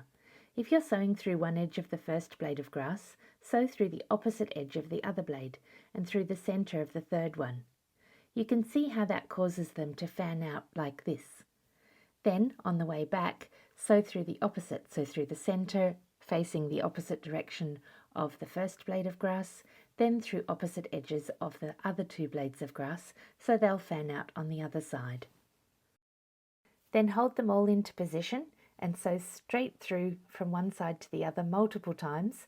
Sometimes you'll only be sewing through 2, like here. Other times you might be sewing through all 6 pieces, but you need to sew them into place so that they won't move around and pull out later. Sew through them all multiple times to keep them securely in that nice fanned out position. Then tie off these yarn tails. Again, I'm doing the 3-tie method, so tie it 3 times nice and tight. Then divide the yarn tails from the blades of grass into 2 groups and tie them together in 2 separate knots. Then snip off the yarn tails. And your little clump of grass part is finished. Next we'll make the little Clod of Earth. We're going to start with a magic ring of 18 single crochet stitches. It's the same as you've done before, the amigurumi style, so just yarn under, pull through a loop, yarn over, pull through both loops, and you need to do 18 of those around a magic ring loop. Please don't pull the magic ring closed, we're going to need to leave it open quite a lot to fit the grass in later. So I'll meet you at the end of 18 stitches. When you've finished those 18 stitches, close your magic ring only far enough so that you can reach that first stitch. Insert a round marker, and for round 2 we're going to do a pattern of 5 single crochets and an increase, repeated 3 times. You should have 21 stitches at the end of the round. I'll meet you at the start of round 3. Move your round marker up for round 3, and in this round we're just going to do a single crochet in each space all the way around. You should have 21 stitches at the end of the round. I'll meet you at the start of round 4. Remember to move your round marker up at the start of each round, and for round 4 we're going to do 6 single crochets and an increase, repeated 3 times. You should have 24 stitches at the end of the round. I'll meet you at the start of round 5. Move your round marker up again, and for round 5 we're just going to do a single crochet in each space. You should have 24 stitches at the end of the round. I'll meet you at the start of round 6. Move your round marker up again, and in round 6 we're going to do 7 single crochets and an increase, repeated 3 times. You should have 27 stitches at the end of the round. I'll meet you at the start of round 7. Move your round marker up again for round 7, and in this round we're going to do a single crochet in each space, all the way around. You should have 27 stitches at the end of the round. At the end of this round we're going to attach the clump of grass. At the end of round 7, draw out the loop on your hook into a large loop so you don't accidentally pull it undone as we attach the grass. Get all the bits of yarn out of the way and draw the magic ring yarn tail out to the outside of the ring. Then insert the grass and the yarn that you used to sew the grass together into the center of that magic ring. Make sure you get the knots down inside and any stitching down inside below the height of that magic ring loop. So just adjust that until you're satisfied that you have everything inside neatly. Then we're going to close that magic ring. So pull it as tight as you can without breaking your yarn. That would be very sad if it broke now. So pull that nice and tight and check to make sure that the stitches are distributed evenly around the top of the magic ring. The brown yarn I'm using is both thick and strong, and I think it's going to be too thick to sew through, so I'm splitting it in half. Please don't do this if you have thin or weak yarn. The goal for the next section is to sew down into the Clod of Earth part and through the grass part multiple times so that you can secure them so they can't ever come undone. The one small problem here is we have lots of yarn tails and we have lots of grass that you can get your stitches caught in. So as you sew, be very careful that you're not catching any pieces of grass like this, and you're not catching any pieces of yarn from your round marker if you're using yarn there. We do still need the round marker for later. So we're just sewing through multiple pieces of grass and up through the magic ring part of the Clod of Earth and backwards and forwards as many times as you're comfortable with. I'm the queen of overkill when it comes to making sure things don't come undone, so I've done it many times all the way around, so I've gone in every which direction to make sure that it's not going to come undone. The speeded up version here is about half of what I actually did. When you've finished, tie off your ends securely. I've tied mine off here 3 times with the yarn tail from the magic ring, and then I'll tie it off with the yarn we used to sew the grass together in the first place. If you're only using one strand for the magic ring part, you only need to tie off here. Tie it off securely. I've done 3 ties again, and then trim it off neatly and we'll start the next round. Turn the earth part back in the right way and get ready to crochet. Remember to move your round marker up for round 8, and in this round we're going to do 7 single crochets and a decrease repeated 3 times. You should have 24 stitches at the end of the round. I'll meet you at the start of round 9. For round 9 we'll do 2 single crochets and a decrease repeated 6 times. You should have 18 stitches at the end of the round. By placing our decreases this close together, we're going to get that nice sharp angle at the bottom of our Clod of Earth. I'll meet you at the start of round 10. For round 10 we're going to do a single crochet and a decrease repeated 6 times. You should have 12 stitches at the end of the round. I'll meet you at the end of this round. Those last 3 rounds of decreases there have made just the right shape to make our little clump of grass be able to sit flat on the floor or on the table, wherever you're going to keep yours. So next we'll fill our little Clod of Earth with some stuffing.